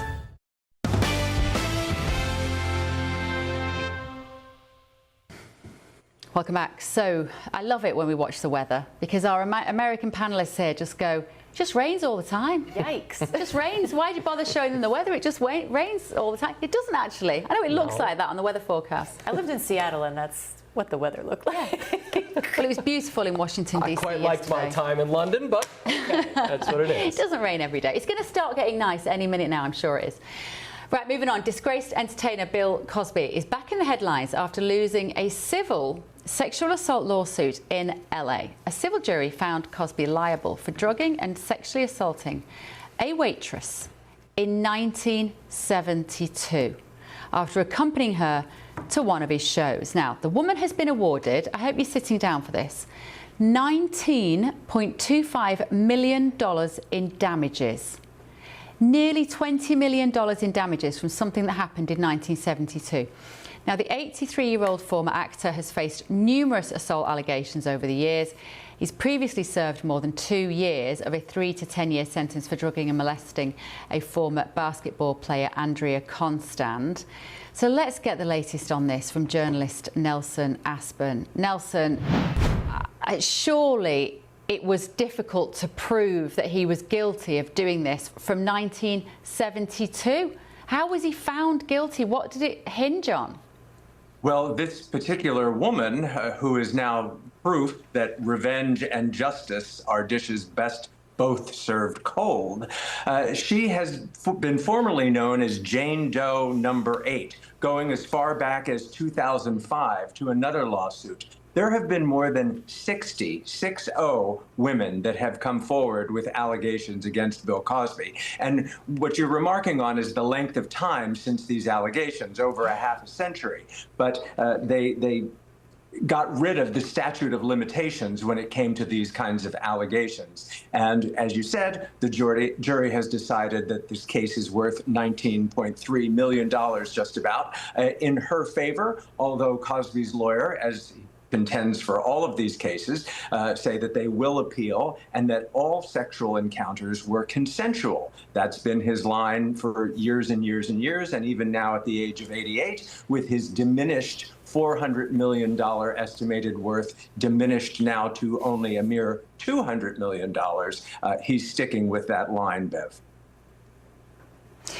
So you actually beat me to my next question, which was going to be how much money does he have left and how many people is he able to pay off? And do you have any idea why the jury found him guilty in this? Because presumably after such a long period of time, it's just her opinion of events against his opinion of events. There's going to be no forensic evidence, is there? Probably no photographic, no emails. It was before mobile phones or before emails. How did they manage to find him guilty? Do you know? Well, at this stage of the game, the allegations against him, the rumor mill even, the reputation has been so damaged. But if you go back, there was a videotaped deposition from years and years and years ago where he admitted to getting a prescription that he had obtained from a doctor over a poker game for Quaaludes, the muscle relaxants, and that he admitted he was hoping to use them for sexual encounters with young women. It turns out that the prescriptions were checked and the evidence showed it was refilled, that prescription, 7 times. Now, by the math of the court, that is a total of 210 pills. That's a lot. So whether it's circumstantial evidence or not, they found it credible to find him guilty of this. Of course, it will be on appeal. And who knows, at his age, how long he can go on appealing. So I'm just looking now. The accuser, her name is Donna Mott-Singer, and she filed this lawsuit, which you said originally in 2005. And so the size of that claim is because she will say that she spent 54 years battling the trauma that she endured from him being a predator. That's why they've come up with such a big number, I guess, Nelson. She might say, well, if my life hadn't been affected by this situation, I might have gone on to be a multimillionaire. I didn't, because I was traumatized by events of 1972. Is that how American courts arrive at such a big figure? I guess it depends on the judge. Every case is different. But as I read it also, part of the award also goes to future trauma she may endure. So however they calculated it, some counted for past trauma, present trauma, and then in the event she still undergoes future trauma. But yeah, she has been fighting for this alongside dozens of other women for many, many years, when it seemed like he was untouchable. You have to remember, throughout the 1960s, 70s, and 80s, he wasn't just successful, he was popular, he was beloved as America's dad, as America's funny man. He won 5 Primetime Emmy Awards, and in addition to winning a humanitarian Emmy Award. He was very well loved. So never, I think, in the history of show business has there been such a spectacular fall from grace. Really is spectacular. Nelson Aspen, thank you for your spectacular insight into it as well. My panel here, I'm just looking at some of the details of this as well. She was 16 and he was 37 at the time. Yes. He wielded his power Yeah. to drug these women for years. There is a whole entire cadre of women that he did this to. And he was released from prison in June of 2021 after the Pennsylvania Supreme Court overturned his conviction. It did not overturn it because he was found innocent, Bev. They overturned it because his due process rights were not adhered to. So that's why that happened. Well, he But was in entrapped. Hold on a second, though, because you got to say it right. He was brought by lying law enforcement officials, which, by the way, is exactly why a statute of limitations exists in this country. We're talking about because survivors the longer here. the longer that you drag things out, the harder it is to prove evidence, which is exactly why his lawyers are going to say. It's why his lawyers are going to say, we actually have a case to appeal this. 1972 was a long time ago. It took her 33 years to file. They're going to make that claim. I don't know if they're going to win, but it's hard to get direct evidence in a situation like this, which is what our legal system thrives on. And in a system like California, they're going to be more lenient on that. If I could finish about the survivors, because that's what I was talking about, not getting into politics and whatever, statute of limitations. I was just covering the law because you weren't. That wasn't my point. Go on. Make your point, Can Laurie. I talk? Yep. Great. This is just another case of women not being believed, and you're alluding to that right now. That's not fair. That's because you immediately go to that place when I'm talking about survivors, and I covered the legal aspect, saying why it takes so long to do this. And the woman's future trauma, I heard some snickers being made. Like, if you've ever been in a situation like this, yeah, you can have future trauma, and you do have past trauma, and it does affect your life and the decisions that you make and the stress and issues that you could have from these incidents. They don't just go away when you close your eyes and lay your head on your pillow at night. So she was 16. Let's bring Adam Brooks in this as well. We look at the details. So she was 16. He was 37. Yes. They were at the Playboy Mansion. And she says, Motzinger is her name, that she said that Cosby drugged and raped her. The jury determined that he acted with malice, oppression and fraud. She said that he took her for, where is it? Hang on a minute. Took her to get a glass of wine, gave her some pills, said they were aspirin. And she said she felt ill and she was coming in and out of consciousness. That's right. She made her feel sick. He gave her 2 pills that she thought were aspirin. Next thing she knew, she's going in and out of consciousness. And she woke up in her house with all her clothes off, except for her underwear. No top, no bra, no pants. She knew she'd been drugged and raped by Bill Cosby. It's grim, that, Adam. I mean, it's an awful story, but I do wonder why these, I'm not going to say these women, let's keep it specific, why she took such a long time to file the charges against him. Right, it's unmistakable that this man is a disgusting human being, a dirty old dog of a man. That we have to agree that. What worries me here, and I'm not saying I do not believe this woman, but there is no DNA evidence. There is no phone records. There is no video recordings. There is, the word of one woman against a prolific attacker, let's say. No, but here in this case, I just want to know, this sets a danger. She's another woman that's even on the teleprompter that she was involved in this as well. In this case. And you're focusing on just one woman. Laurie, let me speak, please. This sets a dangerous precedent where the word of one person can put a man in jail or lose billions. Don't start being all silly, Laurie. I'm talking from a legal point of view. I'm not being silly. How dare you say why did she take so long to come about? Have you ever been sexually assaulted? Have you ever been sexually assaulted by somebody? Get off your high horse. Get off your high horse. I'm not on any high horse. How dare you? Pipe down a little bit. Pipe down a little bit. Because I'll take you to school, my friend. Pipe down a little bit, please. This, from a legal standpoint... Don't tell me to pipe down. You're not my boss or my mom. Be a bit more professional, please. Right?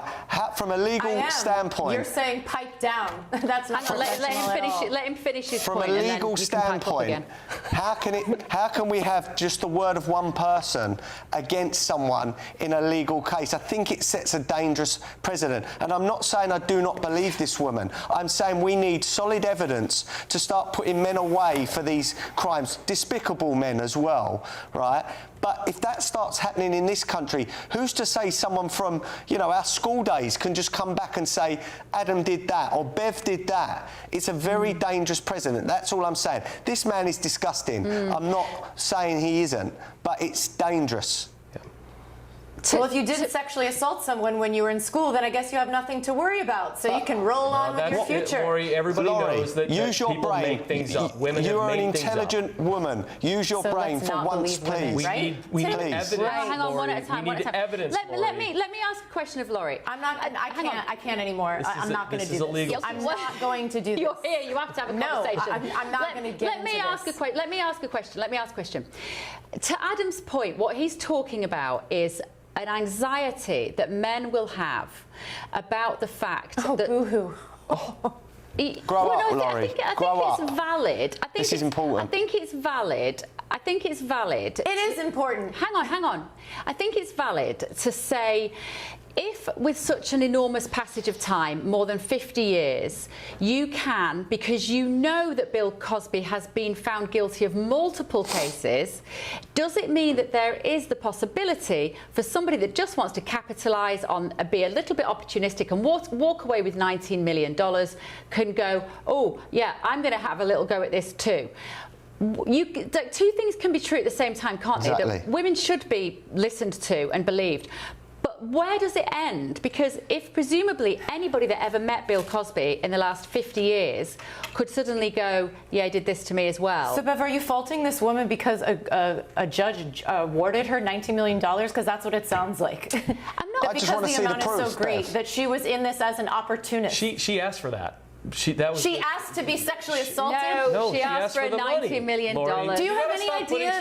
Do you have any idea the amount of money that a person spends for legal fees to even defend, represent, and go through a court system like this for years on end? Yes. It could literally bankrupt somebody. Absolutely. Yeah. I was going to say, when we say she got awarded $19 million, I can guarantee that she will have got about how much of that, Tim, do you reckon, went to the lawyers and how much went to her? More than 20%. 20% off the top is what lawyers get. And I'm sure that it's more than that. It's a minimum of 20%. It'll probably be 30. They're probably working on contingency basis. Yeah, I'm sure. I think she'd be lucky to probably walk away with even 50% of that if it's gone on for that many years as well. Because she filed in 2005, wasn't it? So I'd be amazed. Can I just say what I have a real problem is that I work with the National Women's Law Center helping represent survivors. And yes, it can take years for a person to come to the realization, and I'm not saying, they made it up, to have understanding. This woman didn't wait 50 years. You know nothing about what you're talking about. She waited 33 years to file her case. No, she didn't. 2005. Just because 1972 to 2005. You guys don't know the facts. We don't have time to get into this. Well, no, that's true. That's true. It's 33 years. True. That's just basic math. 72 is when she said the offence occurred, when the jury agreed that this offence occurred in 1972, and it was 2005 when she actually came forward with it, which must have been, I guess, around the time that Bill Cosby was in court for other things. And other women were coming, and that's what happens, is that people are afraid to come forward until other people start to come forward and they feel that they will be believed, because the majority of the time women are not believed. That is true in this country. That is true. Listen, I'll back you up on that, Laurie. And I would go so far as to say around the world as well. We can also question. What evidence. There's no DNA. There's no video. There's no phone records. There's nothing. All I want to know is some clarity. What made the judge say, right? Yes, he was guilty. That's all I'm asking. I'm not doubting her. So I don't doubt women. Can I ask you to go do your research to find out then, instead of making the claims that there is no evidence? Well, you tell me. You tell me, Laurie. You tell me. No, you tell me. You're the one saying that there's not enough evidence, supposedly. You don't know. Tell me. You tell me. Well, no, he's not saying there isn't enough evidence. We just want to know Pathetic. what the judge is making his basis on. Now I'm pathetic. And you call yourself a professional? Yeah, you're unprofessional. Let's keep the personal comments to our Tell him to be quiet then. Close his mouth. I'm not going to tell him to close his mouth because he's here to open it. Stop hurling insults at me. I think we have to just take down the heat a little bit out of this and hold back on the personal insults. That's not what we do here. We played the ball, not the man. But that's why I was trying to look at the facts of this case, and that's why I was sort of talking to Nelson there about what swung it for the jury, because I have the same question. In the absence of forensic evidence, when it is one word against another, how do you find guilt in a case that happened more than 50 years ago on something like this? And it sounds like it's predicated on the fact that in a previous video, Cosby had admitted to doing this before, getting this drug and date raping women. He's admitted to doing it. But to Adam's point, that means what? Does any woman that met him in the last 50 years, can any of them come up and go, yeah, he did this to me as well? That's the only, I guess, area, Laurie, that I find a little difficult to pin down. I just want to make the point that I was originally trying to make, which is I really do question California's law in just completely eliminating the statute of limitations. They are there for a very specific reason that opens the floodgates, not only to just a case going one way or another, but flooding the zone so a case could never get to trial. It could never be heard. It could never serve a purpose of somebody who actually needs to be adjudicated within the court of law. This is a problem that California has to reckon itself with. Otherwise, I feel more women are going to become victims and more are not going to be heard. Let's also remind the viewers that not all men are scumbags like this man, and you can't taint all men. Yes, this happens, but there are some very, very good men out there, right? And I want to stick up for those men too, who respect women. We do not doubt this woman. All I was asking was for the evidence, and you couldn't provide it either, Laurie. So that's the end of that. I'm not sitting here analyzing the case. I don't have a laptop in front of me. I was given a headline just a second ago, and that's what I was responding to. So was you I. saying that you know that there wasn't forensic evidence and that there wasn't this and that. You don't know that until you go and research the whole entire 50 case. years ago, Laurie. That has been going on for years. Use your brain. We didn't have DNA 50 years ago. No jury or judge would award $19 million to someone just because they made a claim against somebody. That's not how our legal system works here. They obviously had enough credible evidence, credibility to this story that it was found to be convinced. Would it have had a jury if it was a civil case? Yes. So it's convinced a jury that it was correct. But I do wonder how many, because he's done this, he's obviously an absolute scumbag who was using his power, using his celebrity and his influence and thought he was invincible. We all agree on that. There's no doubt in that. But my point is, it sounds like he's been found guilty by association of the fact that he's done it before. How can Bill Cosby ever go into a court case accused of this and ever be found not guilty if there is no statute of limitations, and it can go on for 50 odd years and anyone can come out at any point and say anything about it?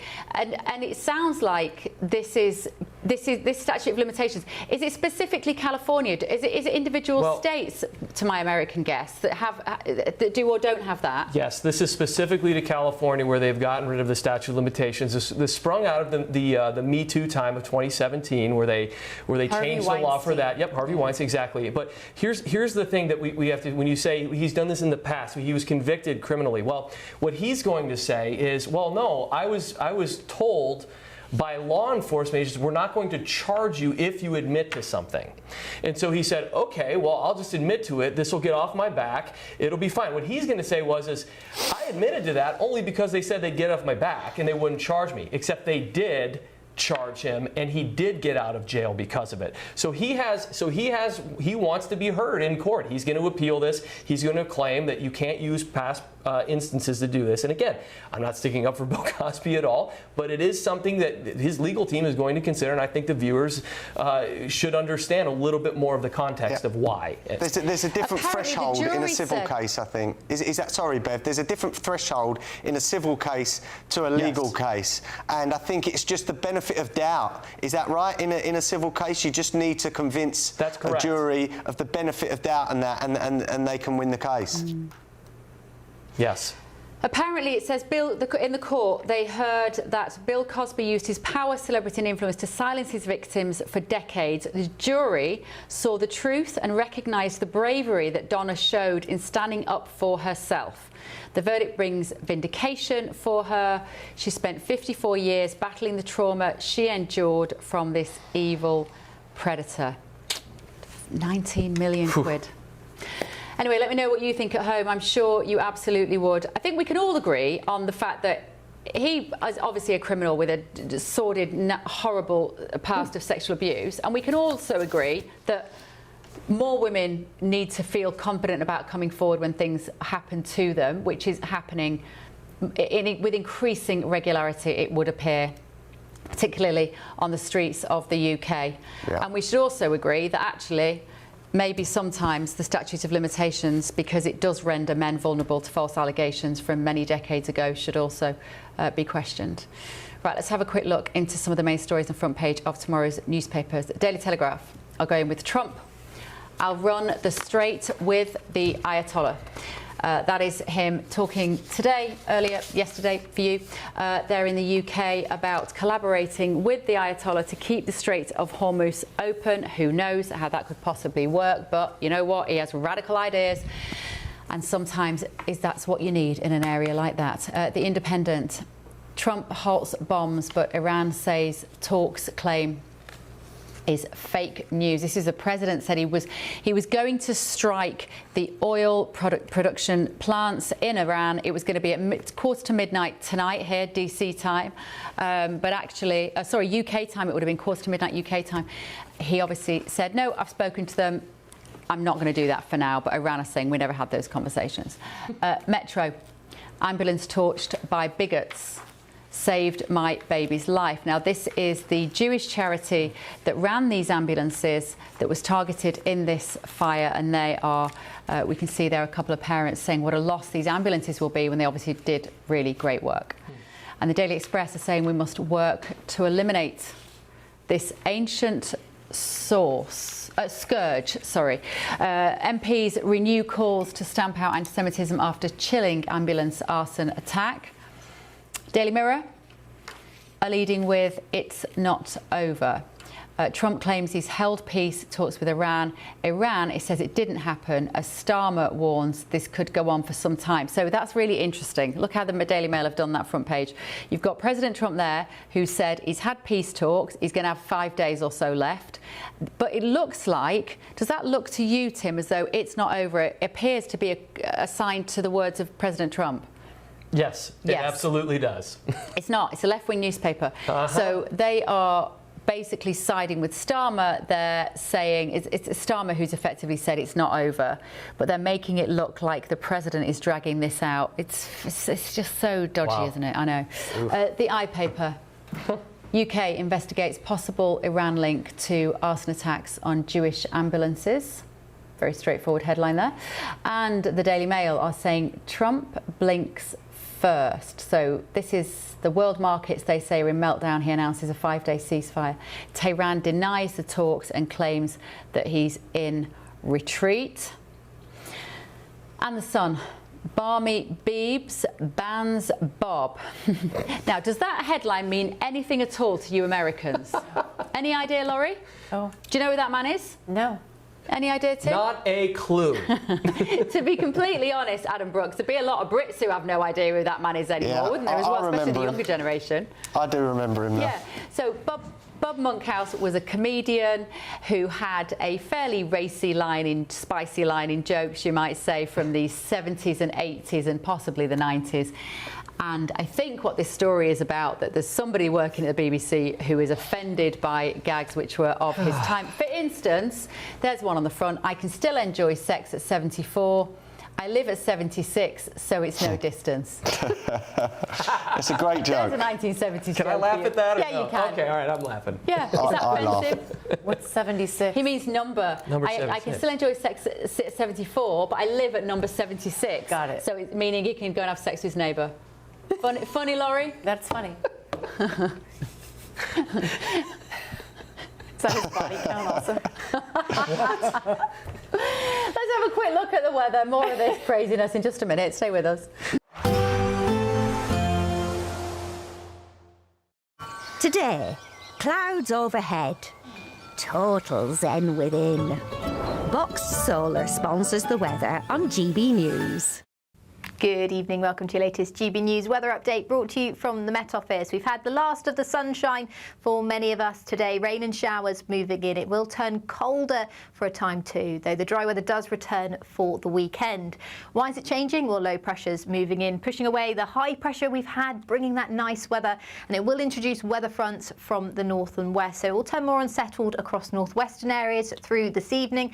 A spell of wet weather, some windy weather too. Elsewhere, further south and east, it should remain relatively dry, but cloud will thicken through the night. That does mean, though, it's going to be a mild night, much milder than it has been lately. Temperatures around 8 or 9 degrees to start the day. But more in the way of rain to come on Tuesday, particularly across northwestern areas of England. Now, once that weather front pushes south through Scotland, we'll see showers push in from the west. Some of these could be quite heavy, very blustery, and they bring a risk of hail as well as hill snow. So a very different feel into tomorrow. The rain will start to intensify through Tuesday morning across western areas of northern England into Wales as well. But for many of us, it will be a dry and dull start to the day across England and Wales. You can see that rain starting to intensify across Northern Ireland, northwestern England, as well as North Wales through Tuesday lunchtime. Here it will linger through much of the day, bringing a risk of some localised flooding issues. Further rain to come across parts of Scotland too. It should remain dry across the far south and east, but a breezier and cooler day to come here with less in the way of sunshine. And then that more unsettled, colder weather will be more widely felt into Wednesday. For many of us, we could see snow flurries across the high ground. Some brisk northerly winds will bring a very different feel to the weather. It's going to feel very chilly for Wednesday into Thursday. However, as I mentioned, it does look like the drier weather and slightly warmer weather will return by the weekend. Bye-bye. Today, clouds overhead. Total zen within. Boxed Solar sponsors the weather on GB News. Britain deserves a newsroom that puts the facts and your voice first. Well, and that's what you get on GB News. Lively debates, lively conversation. And we're not afraid to hold power to account. And each other. So join me, Andrew Pearce. And me, Miriam Gates, for Britain's Newsroom, weekdays from 9:30 on GB News. Bold. They are under no illusion. Ray, Are you a human trafficker? boundless. I've had enough of the nonsense, and I'm not afraid to say it. Don't get this on the BBC. Every weeknight, I tear through the headlines. The smell of gasoline. Should we be worried about it? From Westminster madness to cultural war chaos. What I'm going to do now is they are throwing things out the car as we speak. Get ready, Britain. Here we go. Patrick Christie tonight, weeknights from 9 p.m. only on GB News, Britain's news channel. From the school run to the home run, watch a new show for all of Britain. So he can say whatever he wants. A straight-talking show where all voices are heard. And, you know, when are we going to stop talking about smashing the gangs and actually do it? With the stories that matter from every part of our country. There's a bit of a crash landing there for your Chancellor. Bold, fearless and standing up for you. That's me, Martin Daubney, 3 p.m. till 6 p.m. weekdays here only on GB News. The People's Channel, Britain's news channel. From court mornings to warm family brunches, from football to tennis in the car, in the kitchen. GB News Breakfast is there with the stories you need and the conversations that matter. Anyway, let's talk business. Well, it has been a historic night in British politics. It's astonishing, isn't it? We're here again. To start your day just right. GB News Breakfast. Every morning from 6 a.m. Only on GB News. Britain's news channel. Westminster's full of talk, but out here, it's the real world. Am I allowed to talk now? No, that's it. This is where it matters, real people and real lives. That's what politics is all about. In fact, has Trump made a good start? No. Straight answers, no spin, and just a couple of pints. How many fingers have I got up? About 10. So join me for Lee Anderson's Real World every Friday at 7 p.m. only on GB News. The People's Channel, Britain's news channel.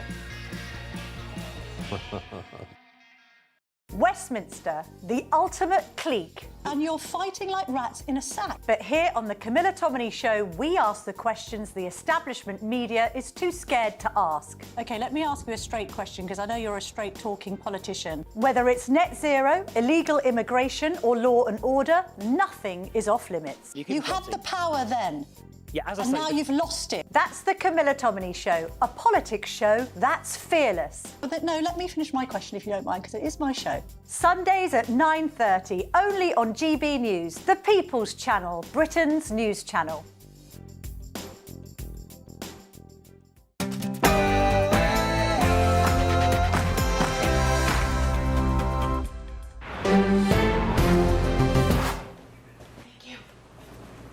Welcome back to The Late Show Live. Now let's get back to the top story tonight. President Trump has hinted that the Iran war could end within the week. But we'll see what happens. I think there's a very good chance we're going to end up in a deal.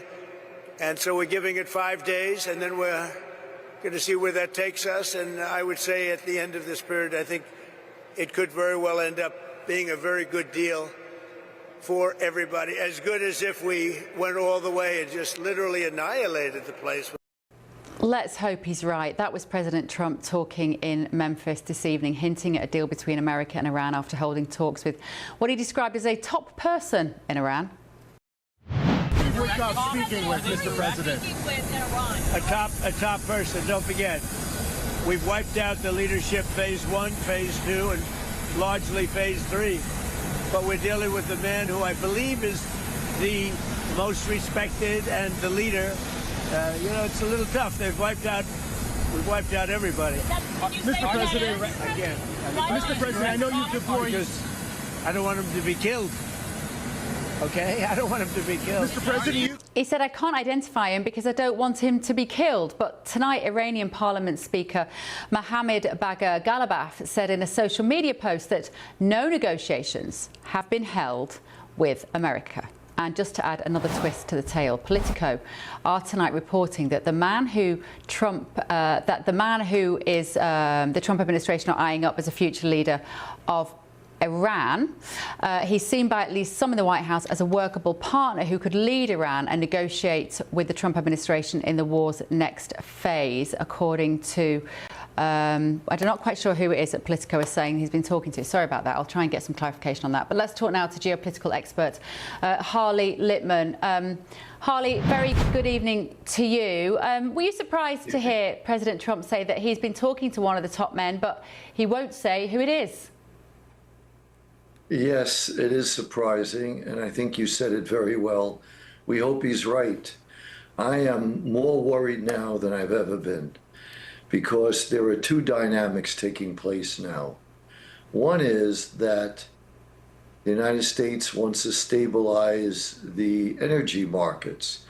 The world economy is fragile and could go into a recession. His base views this war as not popular. Trump is going into midterm elections, and they may conclude that no matter how much they attack Iran, they're not going to be able to dislodge this regime.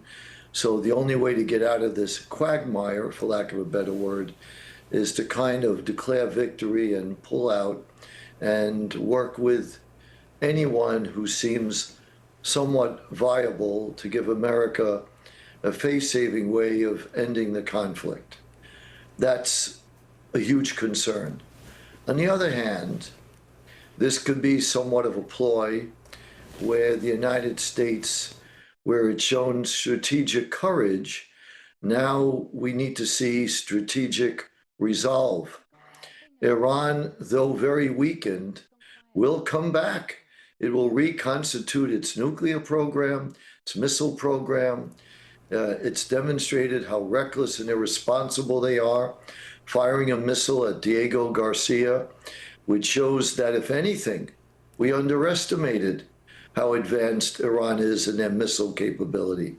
All it takes is one intercontinental ballistic missile, which the only purpose of an intercontinental ballistic missile is to carry a nuclear warhead, is to fire one into America or in Europe. We now see that Iran has the ability to target European cities. So people have a full sense of relief. Oh, the war may end, but what will the future look like? If this is going to be, a much worse outcome ahead, because this is going to bring on a catastrophic World War III, then better we finish it now. But isn't it true to say, Harley, that actually because Iran has been also dropping missiles on some of what would have been previously their allies in the region, that actually by doing so they've brought the region together in ways that people couldn't have previously foreseen? There's nothing like a joint adversary to bring previous enemies all together to work towards what might be, in this case, a grand regional peace settlement, perhaps for the first time in any of our lifetimes. But what else needs to happen in Iran for that to occur? Well, that's a great point, and that is the silver lining. This could prompt the Gulf countries to work together with Israel and integrate their air defenses and be able to be a more effective opposition to Iran. You're right. Maybe could create lasting peace with Israel even though the thornier issue of the Palestinians still has to be addressed. But yes, it could have, which is what warfare does, create unintended consequences. All wars do that. That's the uncertainty of war. But what I'm worried about is that if Russia sees or perceives that America doesn't have the stomach for a war that's going to last a month, they could be encouraged to attack another European country, maybe a NATO country, and that would bring us to World War III. Or China. China has told their military leaders, be prepared for war in 2027. Think about that. And what is China doing now? They're purging their generals who are hesitant to go to war over Taiwan. And they're keeping their generals who are ready and eager to go to war over Taiwan. They could all interpret this as weakness by Trump. And remember, when Biden pulled out of Afghanistan, basically ran out, shortly thereafter, Russia attacked Ukraine. So I am just very worried how this will be perceived. If Iran is perceived as winning in some way, it will strengthen Iran, their proxies, and it will begin to be, and I don't think I'm being overly dramatic, it'll begin to be the end of the world order and Western civilization as we know it. Because we have a conflict in the world between four nations, Russia, China, North Korea, and Iran, against the, whatever you want to call it, the free world, the Western world. There is a clash. And Iran has been at war with the Western world since 1979. And again, even though they're very, very weak right now, I'm not worried about tomorrow or next month or the next 6 months. But think about lessons learned. They're going to learn and adjust all the lessons of this war. And I'm just frightened to think what Iran could look like in 3 years when Russia and China arm them with the latest weapons and technology. Well, we're looking at, this parliament, Iranian parliament speaker, Mohammad Bagher Ghalibaf. He is the one that has been hotly tipped by Politico, particularly tonight, for being the next leader of Iran. He said in a social media post, no negotiations have been held with the US, which frankly, I guess he's going to say if it means that his life might be in danger. But what do we know about him, Harley? He's a hardliner. He's very aligned with the IRGC. I think the Trump administration is thinking they could do something like they did in Venezuela, where they get him to cooperate with the United States, and America calls the shots, as we say. Iran is not Venezuela. There's religious extremism here, and they are defiant, even though they are, in many ways, are bordering on collapse. They've been made extremely weak. People say, well, they continue to fire missiles as if that's evidence of strength. That's evidence of desperation. And everybody thinks, well, look how well Iran is doing. You're not doing well when your entire air force is obliterated, your Navy is wiped out, and 80–90% of your missile and drone capacity are wiped out. Just because they could continue firing missiles That doesn't mean you're strong. They're resilient, but weak. Don't confuse resilience with strength. This is where you really have to show courage and fortitude, no less than Winston Churchill in England in 1939, 1940, no less than Franklin Roosevelt. Don't, you know, again, I always use these analogies because they really are the most appropriate.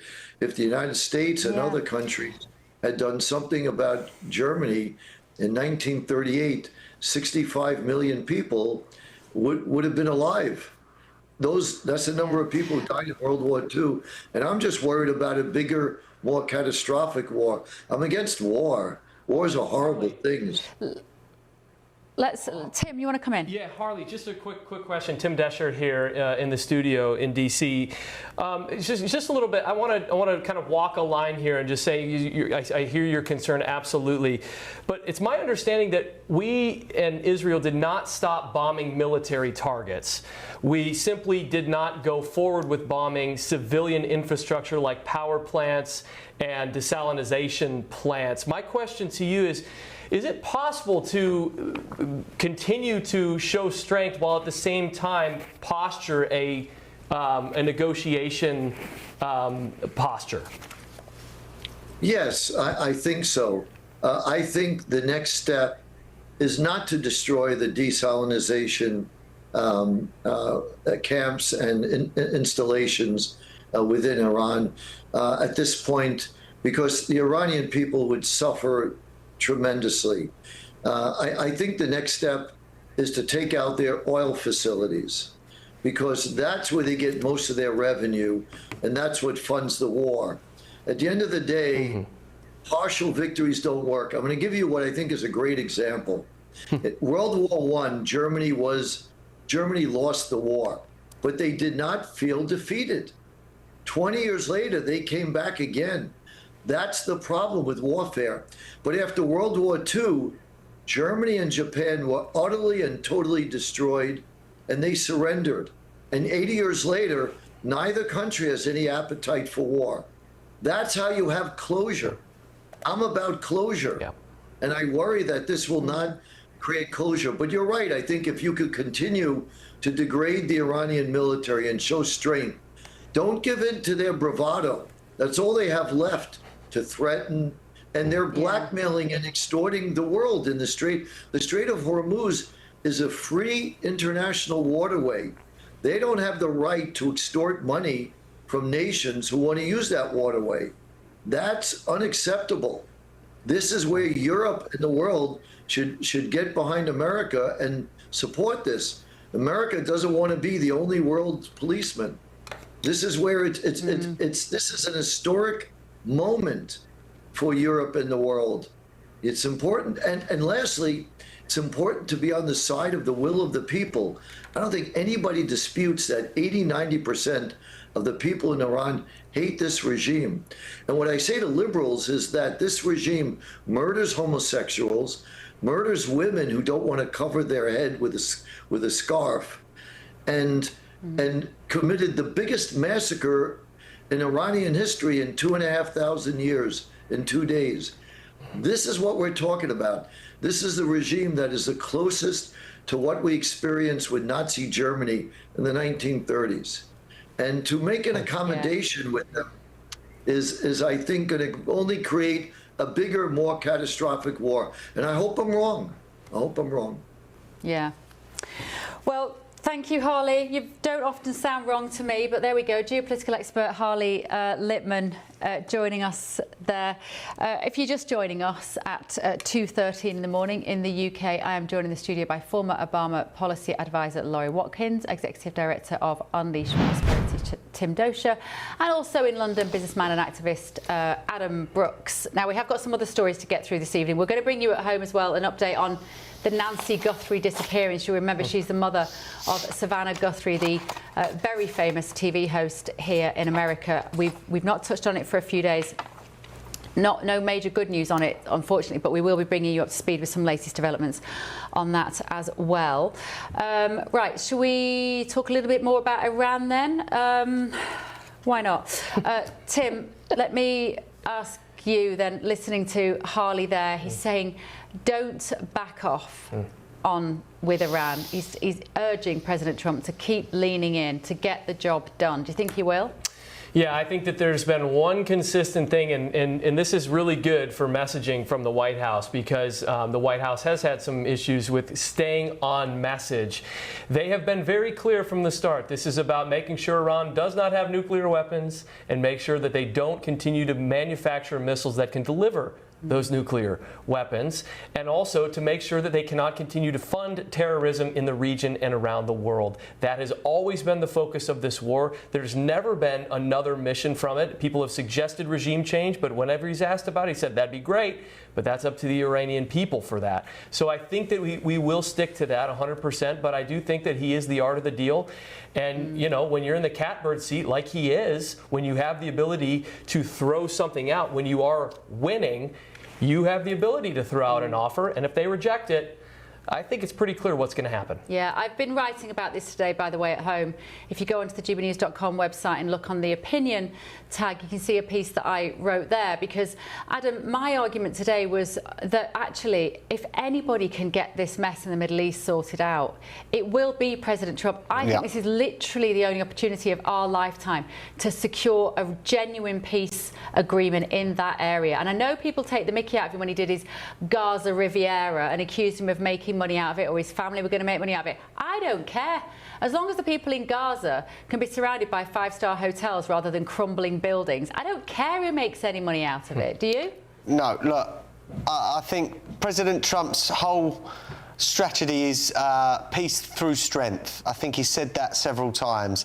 And sometimes you do have to strike hard and go in heavy to make sure that future generations are safer. I've got 3 kids. You've got kids, Bev.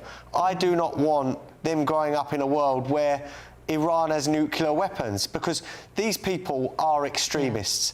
They kill their own people. They kill gay people. Okay, they're nasty, extremist nutters, and they cannot be allowed to get nuclear weapons. And look, I don't want any British troops to be on the ground in Iran. I don't want to see American lives lost either. But what's gone on in the last 3 weeks has basically destroyed a huge country's military in 3 weeks. For me, that's impressive. And how people want to call Donald Trump out, saying that he's failing, he's not. I honestly believe that as long as oil stays below $100, he will continue to act. The danger is that if Iran get lucky with some of their drones or some of their missiles and hit certain places in the Middle East, we could see $150 oil, without that. And that is what they're trying to do. They're trying to hurt the world, the Western world, economically. Now, I'm hoping that America have got this controlled now. But look, the next 48 hours are probably the most important in the last 3 weeks, Bev. Yeah, I think you're right, Laurie.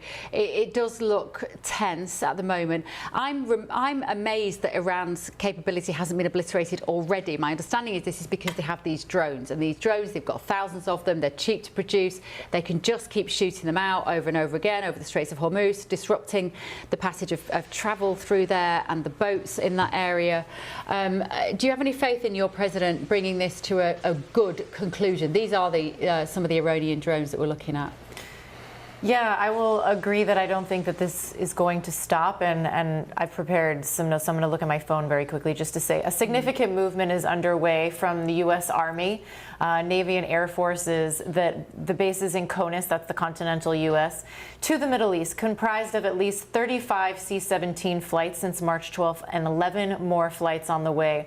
And these are from I have a list here of different military installations here in the United States. And I say that because this is a huge special operations deployment arriving in the Middle East. So once you send those, you order those deployments to be made, sometimes it can take up to 1 to 2 weeks, specifically for the Navy to get there. The seizure of Karg and Hormuz Island is almost 100% going ahead. We don't deploy these units for nothing.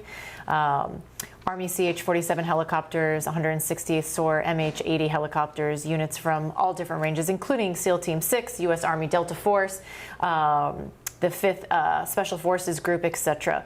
Avda Air Base in Israel is near the Eilat on the Red Sea and is empty and full of hard shelters. And King Faisal in Al Jafar, Jordan, is a huge base used by U.S. Special Operations Forces as well. So it's close to the Katzok training facility for workups. And with Tripoli, that ship that Donald Trump deployed, also with the call for 4,500 Marines to be deployed into the Gulf of Oman last Friday. This is a huge force for multiple islands and locations, just not Karg Island. It's a lot of money, though. It's a lot of taxpayers' money. Yes, and that's why it's $2 billion a day. I'm glad you brought that up. And they just requested, $200 billion from Congress that they're going to have to, hash out how that's going to work. But it might be worth it, though, Tim. Go on, Adam. Go on, Adam. Just let me bring you in. Sorry. What I get, and I'm seeing this online as well, unfortunately, a lot of the left seem to be willing Donald Trump to fail. And I don't think they realise the consequences of him failing here. And it just shows you how the left can be so tribal in their hatred of the right or Donald Trump when we really need Iran and this regime gone. But all I'm seeing is people willing Trump to lose, willing Trump to fail. Laurie, I think That's you'll just find absurd. I actually was talking about the military do deployments that are going on. I did not say anything about that. Do you want him to fail, though, Laurie? Would you be satisfied? I absolutely do not want us to fail, and I don't want to lose any more U.S. service members. Absolutely not. Okay. I do know what Adam means, though. The trouble is, when it's President Trump, he becomes this lightning rod for political division, doesn't he? People that hate him just want him to fail in so many things, and they can't bear it when he succeeds. I appreciate Laurie's recitation of military movements. That is true. I think he's doing something that didn't take 3 years to do, which is what took Bush 3 years with the surge, to send more troops to Iraq, to send more military equipment, spend more money there. 3 years later, he is doing it now within the 4 to 6 weeks, which he initially said. And while she didn't say that she wants him to fail, that's great. Yeah, you're right. But unfortunately, the entire lot of the left and the Democrat Party is approaching this with what we would call critical theory of President Trump, meaning everything and anything that he does is greeted with the utmost skepticism, cruelty, bitterness, and almost hatred toward the man, Trump derangement syndrome, when all he has done is really brought peace to an area that has never really had the peace that we've had over the last term and a half of his presidency. We've never seen this in the Middle East. We've seen what happened in Venezuela. We see what's happening in Cuba right now. We should trust the president in this situation until he gives us a reason not to trust him. Donald Trump. That's a good point, Laurie. Maybe you need to trust him until you can't. Go on, Laurie. I think he wanted to speak up, Adam. No, go on. I want to. But to that point, though, you don't trust him, though, do you? I think there's a lot of Democrats who just fundamentally do not trust him as a human being, as a man, as a person, as opposed to even as a politician. Is that fair? Sure. You guys talk about it all the time. And I get lumped into the overall group of leftist radical Democrats or people having Trump derangement syndrome. So. I did not say that about you. No, you didn't. Yes. And I wasn't aiming that at Laurie Adam either. Started to insinuate, so. No, I said the left. But Laurie, you can then say, but I don't have Trump derangement syndrome. Like you're more than capable of defending yourself against that assumption, which is what it is, that as a Democrat. I've been accused of having Trump derangement syndrome just for being introduced as a Democratic strategist or working in the Obama administration on this program more times than I can count. So it has happened to me. Laurie, I'm just glad you're supportive of President Trump in this effort. It's really good to see a little bit of the unity. And you heard what I just said, right? Yeah. Look, I think Donald Trump could cure cancer. Donald Trump could cure cancer and the left would still have a go at him for some, they're saying that he's put, you know, the pharmaceutical market out of business or something like that. You know, some people have just got pure hatred to the man. I want to see him succeed because I want a safer future for my kids. And I do not want a load of radical nutters or mullahs with a nuclear weapon. I'm pleased that UAE, Saudi and all those countries around there, Qatar, are uniting together now and working with Donald Trump. And if Iran does fall, and if this regime does fall, suddenly, for the first time in, what, 50-odd years, we could have a peaceful and prosperous Middle East. Prosperous? Yeah, peaceful and imagine that, because that would affect the UK, because all those men, 20-odd-year-old men, the Afghanis, the Syrians, the Iraqis, the Iranians, all those, well, they would go home from the UK, you're right, but my point was going to be, because if they had a prosperous life in the sunshine of the country they'd grown up in, where they could live with their family, they would choose to do that. The reason they don't do it is because of these awful regimes which have kept their countries oppressed, run by these despotic theocracies where there is no prosperity because there is no peace. If President Trump can achieve peace, then you'll have a beautiful... I think you're putting a little bit too much hope in the economic benefit of attracting people. Unless the UK government gets serious about taking illegals out of the country, they probably will never leave, no matter what happens. Stop giving them free houses. Yeah, if we stop giving them free houses and benefits, they might go. Yeah, but if they didn't need a free house, if they didn't need the benefits, because let's they be wanted honest. to live in a peaceful Iran. Wonderful. Let's be honest, they come here for what they can get. Let's be honest. Come on, they're not going home. They're not going to go home freely, even if the regime goes. I know, but because I disagree, and I agree with you, Bev. They would stay where they are from. They do not want to leave their own home country. I just say this is what Biden tried to do down south of the border. This is what Obama tried to do down south of the border in South America and Central America. Tried to empower them, send money to those countries. It didn't work. We got 13 to 20 million illegals across the border. It doesn't always work, economic stability. But honestly, the number of men that come, Middle Eastern men who are basically not escaping, some of them are escaping war zones, absolutely, some of them are. But what they also want is the economic uplift of a life in the West that they see on social media. They look at TikTok, they look at these streets of London paved with gold. They get there, they realise it's absolutely freezing, it never stops raining. As to your earlier point, Laurie, everything is horribly expensive and it's an absolute dump, a lot of it. They wouldn't want to be there if their own towns and cities in the Middle East were peaceful and prosperous and they could carry on living there. Now, that's not an argument for increased foreign aid before you start emailing in, but it is an argument to say that President Trump should be supported to bring peace to the Middle East so that we don't have an absolute motorway of millions of young men wanting to come and live in the UK. Motorway. Right, let's move on, because this story is literally one of my favourite ones from over the weekend, but it didn't get anything like the coverage that I think it should have done.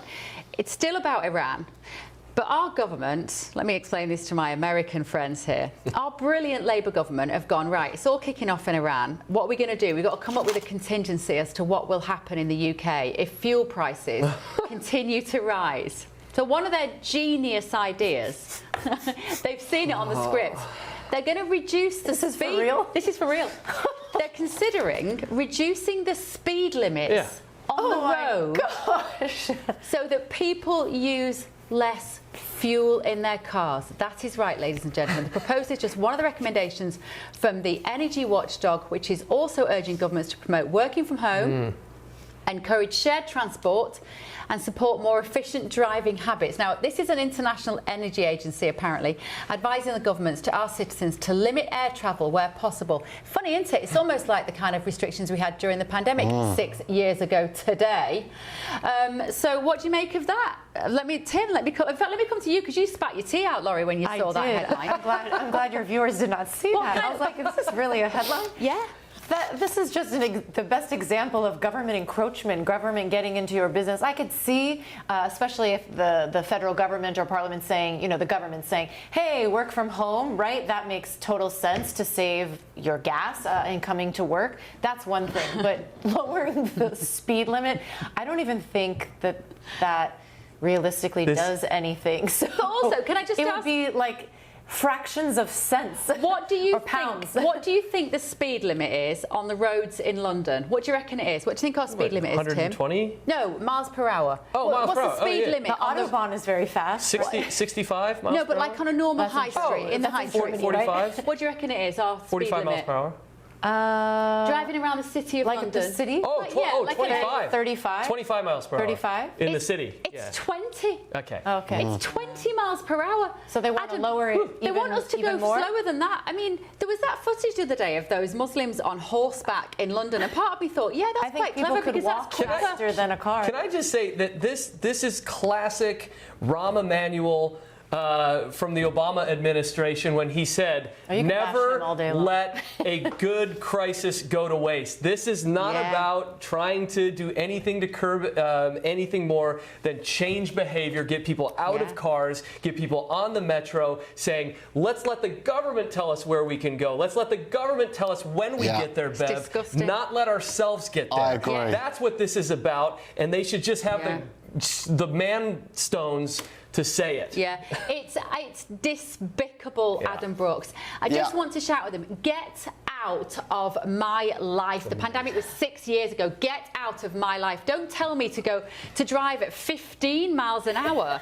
just to save a little bit of oil, you absolute nutcases. For me, this is government overreach, and it's an excuse to try and accelerate the 2030 agenda to try and get us all to stop flying, eating meat, and, you know, having our own lives. Let's remember that Sadiq Khan, our own London mayor, chairs, I think it's called the C40 group. They don't want us eating meat. They don't want us flying. They don't want us doing anything that's fun.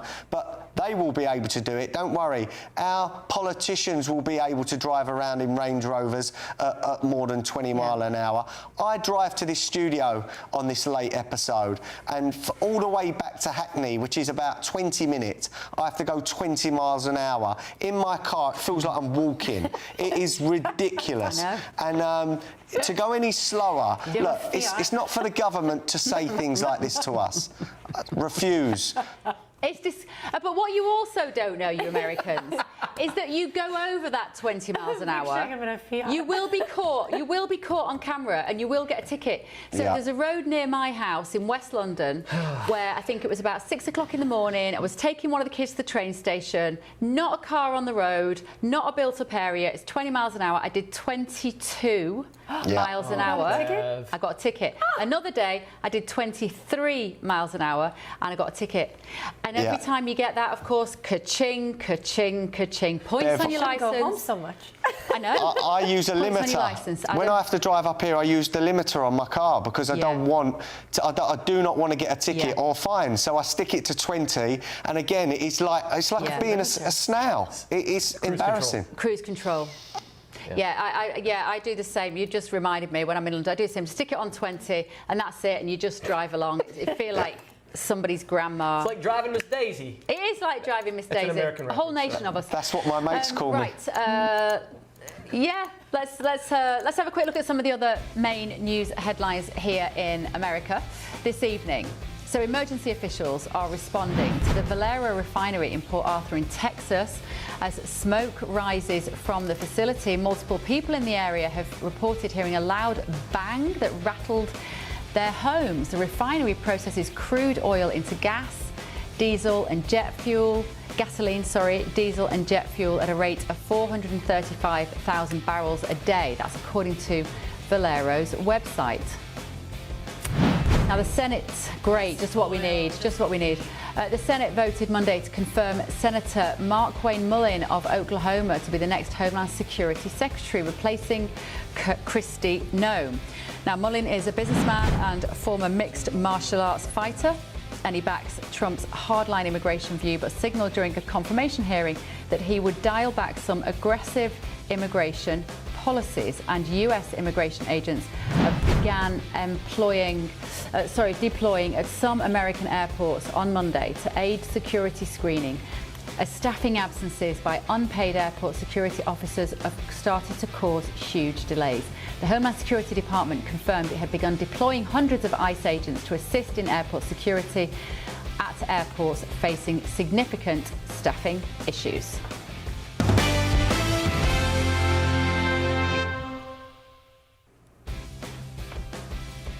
Still to come on The Late Show Live this evening, we're going to bring you an update on the case of missing mother Nancy Guthrie. Of course, we've been talking about this for a few weeks now. We haven't covered it in a few days. Police are saying the investigation into the apparent abduction of the 84-year-old, they said, is not even close to being a cold case. This is The Late Show Live, only on GB News.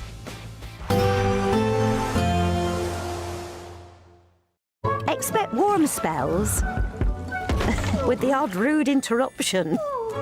Boxed Boilers sponsors the weather on GB News. Good evening, welcome to your latest GB News weather update brought to you from the Met Office. We've had the last of the sunshine for many of us today. Rain and showers moving in. It will turn colder for a time too, though the dry weather does return for the weekend. Why is it changing? Well, low pressure's moving in, pushing away the high pressure we've had, bringing that nice weather, and it will introduce weather fronts from the north and west. So it will turn more unsettled across northwestern areas through this evening.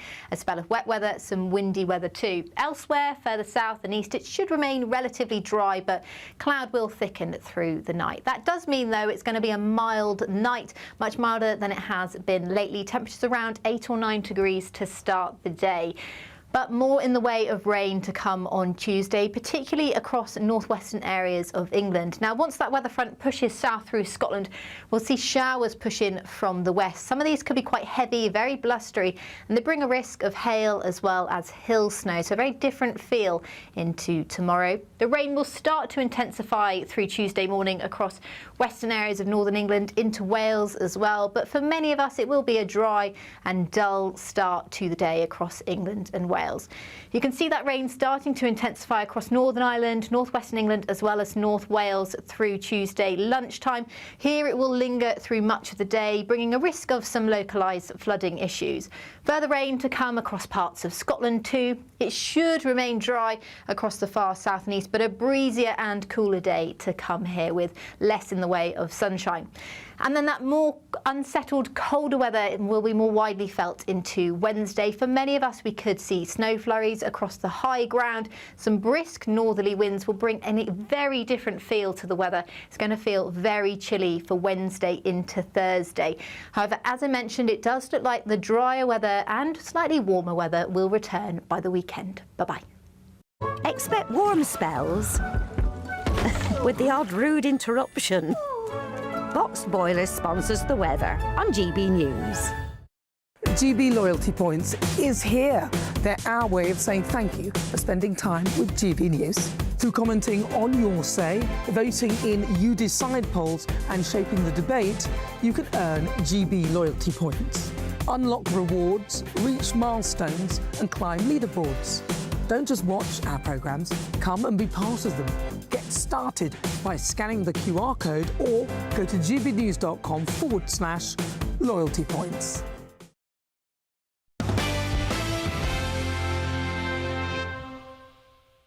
Welcome back. Now, before we get to our next story, I am thrilled to say that GB News Breakfast has once again been nominated for Best News Programme at the Trick Awards. Now, we've won this award for the past 3 years. We couldn't have done it without you, our loyal audience. It is one of the few awards that is voted for by the public, which is why GB News always win it, because we don't win things which are awarded by elites in power.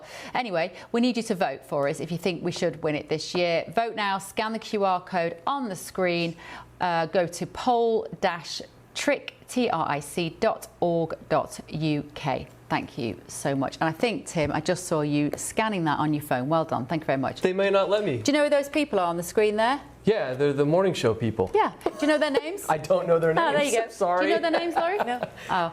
OK, so it's Eamon Holmes, marvellous, household favourite, housewife's favourite. Ellie Costello, lovely, young, gorgeous, great future ahead of her. Stephen Dixon, again, very popular with the British public, was on Sky for years, and Diamond, legend. absolutely well-loved legend of I Mr. appreciate Tudor. it because they populate my X feed when I wake up in the morning. Yeah. I get the news from What GB happened News. on that? Yes. Right. All good people. I'd go for a cup of tea with any of them. And you can't always say that about presenters on any channel. Right, let's move now to the latest developments in the Nancy Guthrie case. Now, we started talking about this a few weeks ago, but police are now saying the investigation into the apparent abduction of the 84-year-old is not even close, they say, to a cold case, meaning that they are looking for a body as opposed to a human being.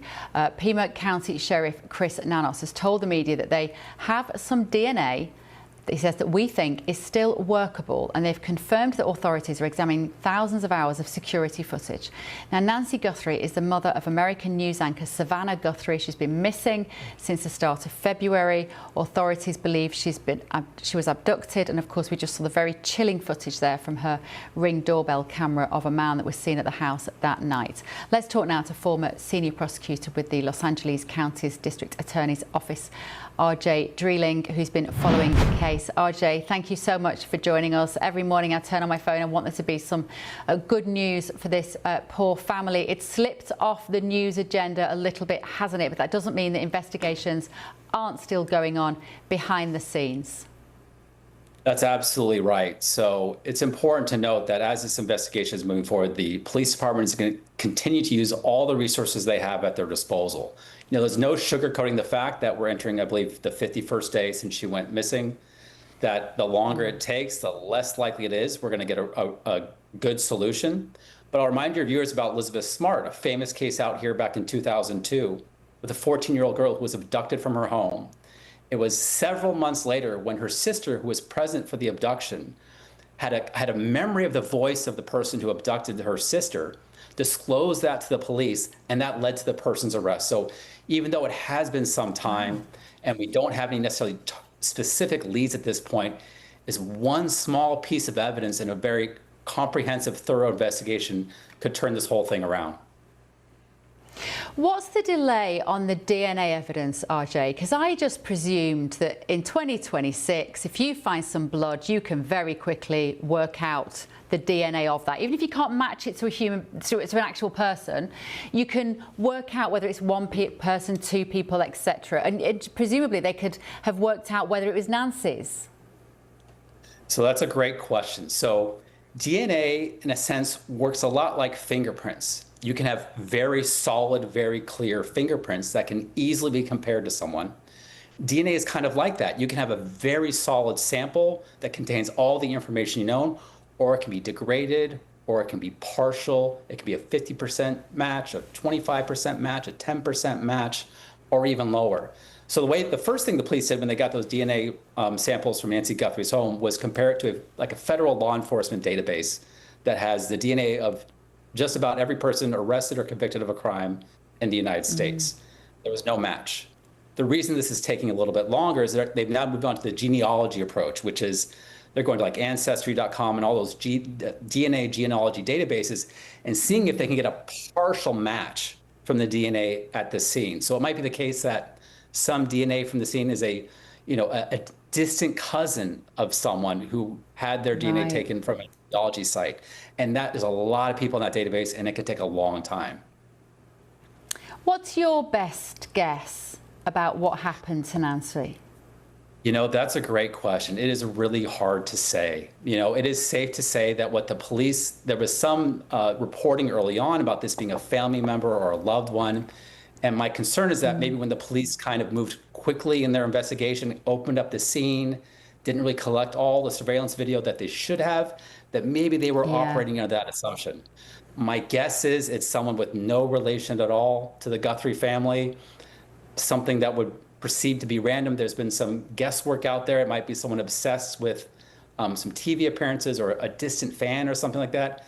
It's really hard to say, but what is safe to say is that whoever did it knew exactly what they were doing, not to leave any DNA, no video surveillance, and no trace of themselves when they went to the scene.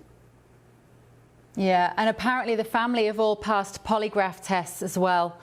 So they have been taken out of any kind of sphere of suspicion as well. I mean, you say they look like professionals, RJ, but actually that footage of that clown at the doorway with his gun to his groin, picking up bush, like leaves and stuff, vegetation, in order to cover the camera.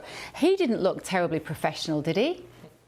That's correct. And when I say the professional, it was someone who clearly knew that they had to cover their tracks, and not someone who's being sloppy, not someone maybe high or drunk or whatever the case may be. That they went to the scene knowing they had to cover their tracks. I mean, the face is barely visible. You have the gloves covered by the jacket, so no hair or anything can slip out. So whoever did it knew that there would be a giant investigation and knew they had to cover their tracks.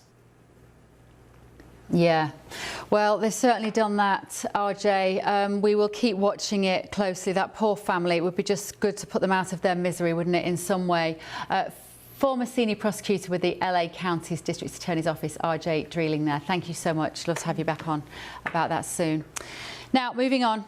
Should kids be banned from pubs? Well, according to one London pub, they should be. It's the Kenton in East London.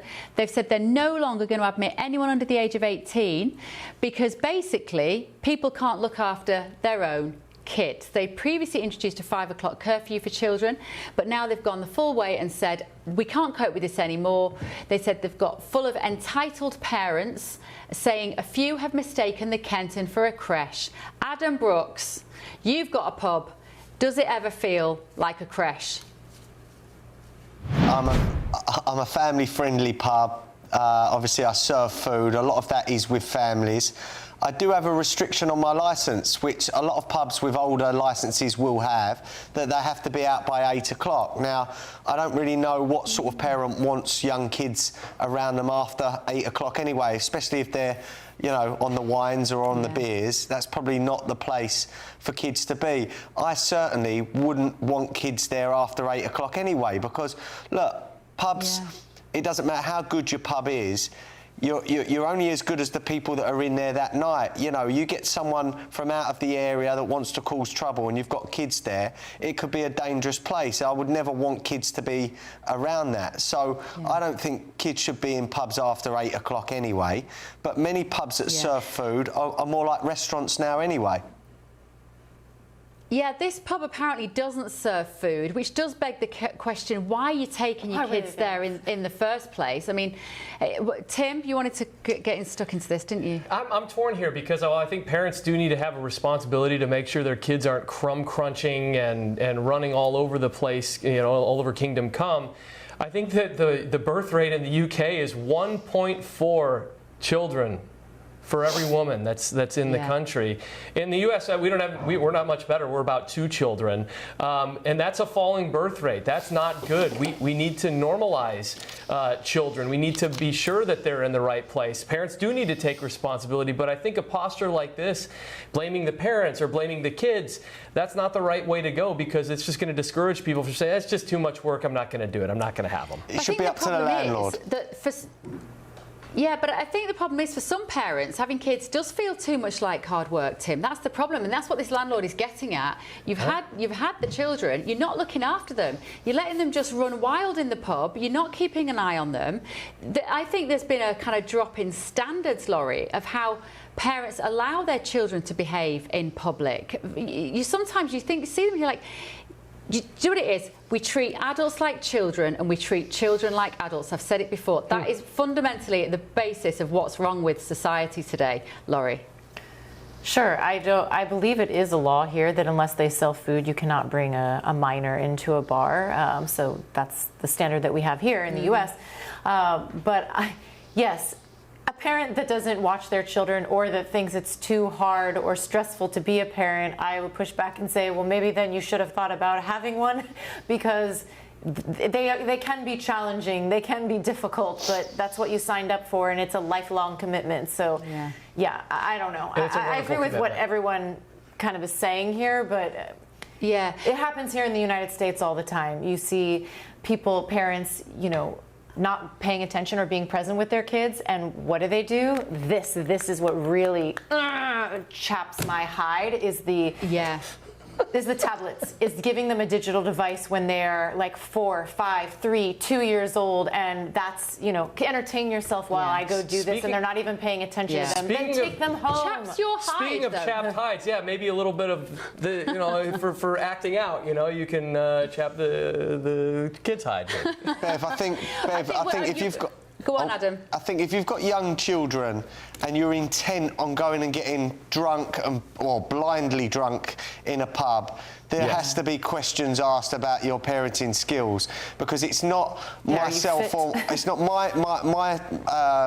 my job or my staff's job to look after your kids. I haven't had that. I've got to say that. The mix has been good, but I can understand some landlords, if their business model is more guided towards adults and they don't want kids in there, that's their prerogative. But I wouldn't start blanket banning kids from pubs, because look, let's remember, pubs are struggling as they are.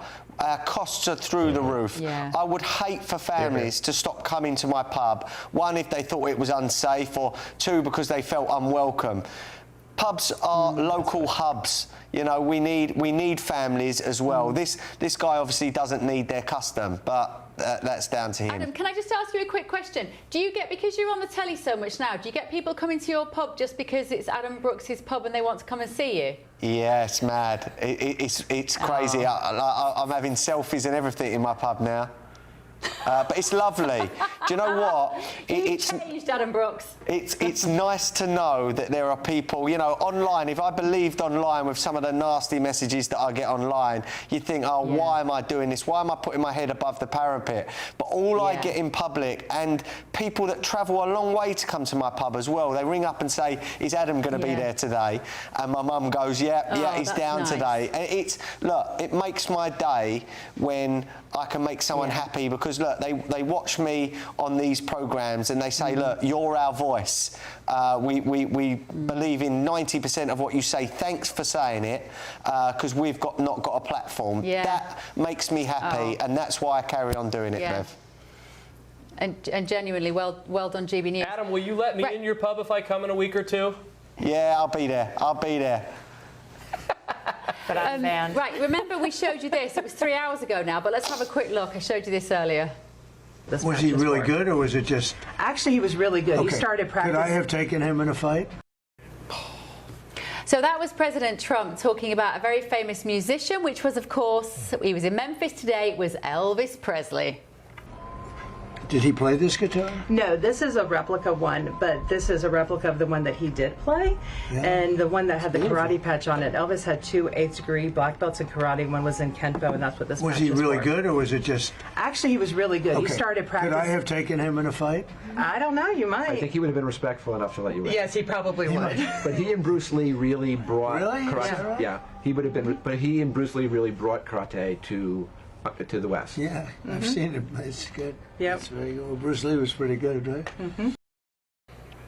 I love it. Only President Trump would say, could I have beaten him in a fight? It made an impromptu visit to Graceland, the home of Elvis Presley, after hosting a safety roundtable in Memphis. The president is a self-confessed Elvis fan, frequently plays his music at rallies. It's so, I like seeing him relax like that, Tim, when he has to work so hard. This is the greatest, I think the greatest visit he's ever made. I'm a huge fan of Elvis Presley. Been to Graceland, exactly where Trump was. And let me just say this. The only better thing would have been if he would have actually dressed up in a karate outfit like Elvis used to and had a peanut butter and banana sandwich, which is exactly what Elvis Presley would have eaten probably right in that room. So cool to see that. Amazing. I don't have anything else to say about Elvis Presley, but we haven't touched on the fact that it's 6 years today since lockdowns. Adam Brooks, let me just ask you, what changed for you since that day? Well, we've lost so many freedoms, haven't we, since then? The world's changed. My business has changed. People aren't drinking as much now. Lockdowns changed everything. Bev, there was a day where, in the first few days of lockdowns, when I came down the stairs and I said to my wife, we're finished. I had 2 pubs at the time, combined rents of about $150,000 a year. It would have cost me about $5,000 or $6,000 just to keep them sort of even shut, you know, to pay wages and things. And if the government hadn't, at the time, hadn't bailed us out, I would have lost my house, I would have lost everything. So, you know, I'm thankful for still being in business at one of my pubs anyway. It was such a scary time. My mum was ill in the early days, very ill. My nan was in hospital. So for I just remember those first few weeks were petrifying. It was the unknown. Oil had gone to naught. It was like the world was ending, wasn't it? But look, then some of us, we got our strength together and we fought back against this government and the authoritarian behaviour of our government, and I think we won. People like us won through, and it taught us so many lessons. We must never go back to that time. The media was complicit, you know, everyone was complicit in grinding us down and selling us lies. So look, if GB News had been about back then, it would have been a lot different. And unfortunately, Adam, we've run out of time. What a shame. Right, Adam Brooks, thank you so much. Laurie Watkins, Tim Dosher, thank you so much. I will be back tomorrow night. It's 8 o'clock here in DC at the moment because the clocks haven't changed. Midnight in the UK. If you want to read the article that I wrote about Trump in the Middle East, go on to gbnews.com.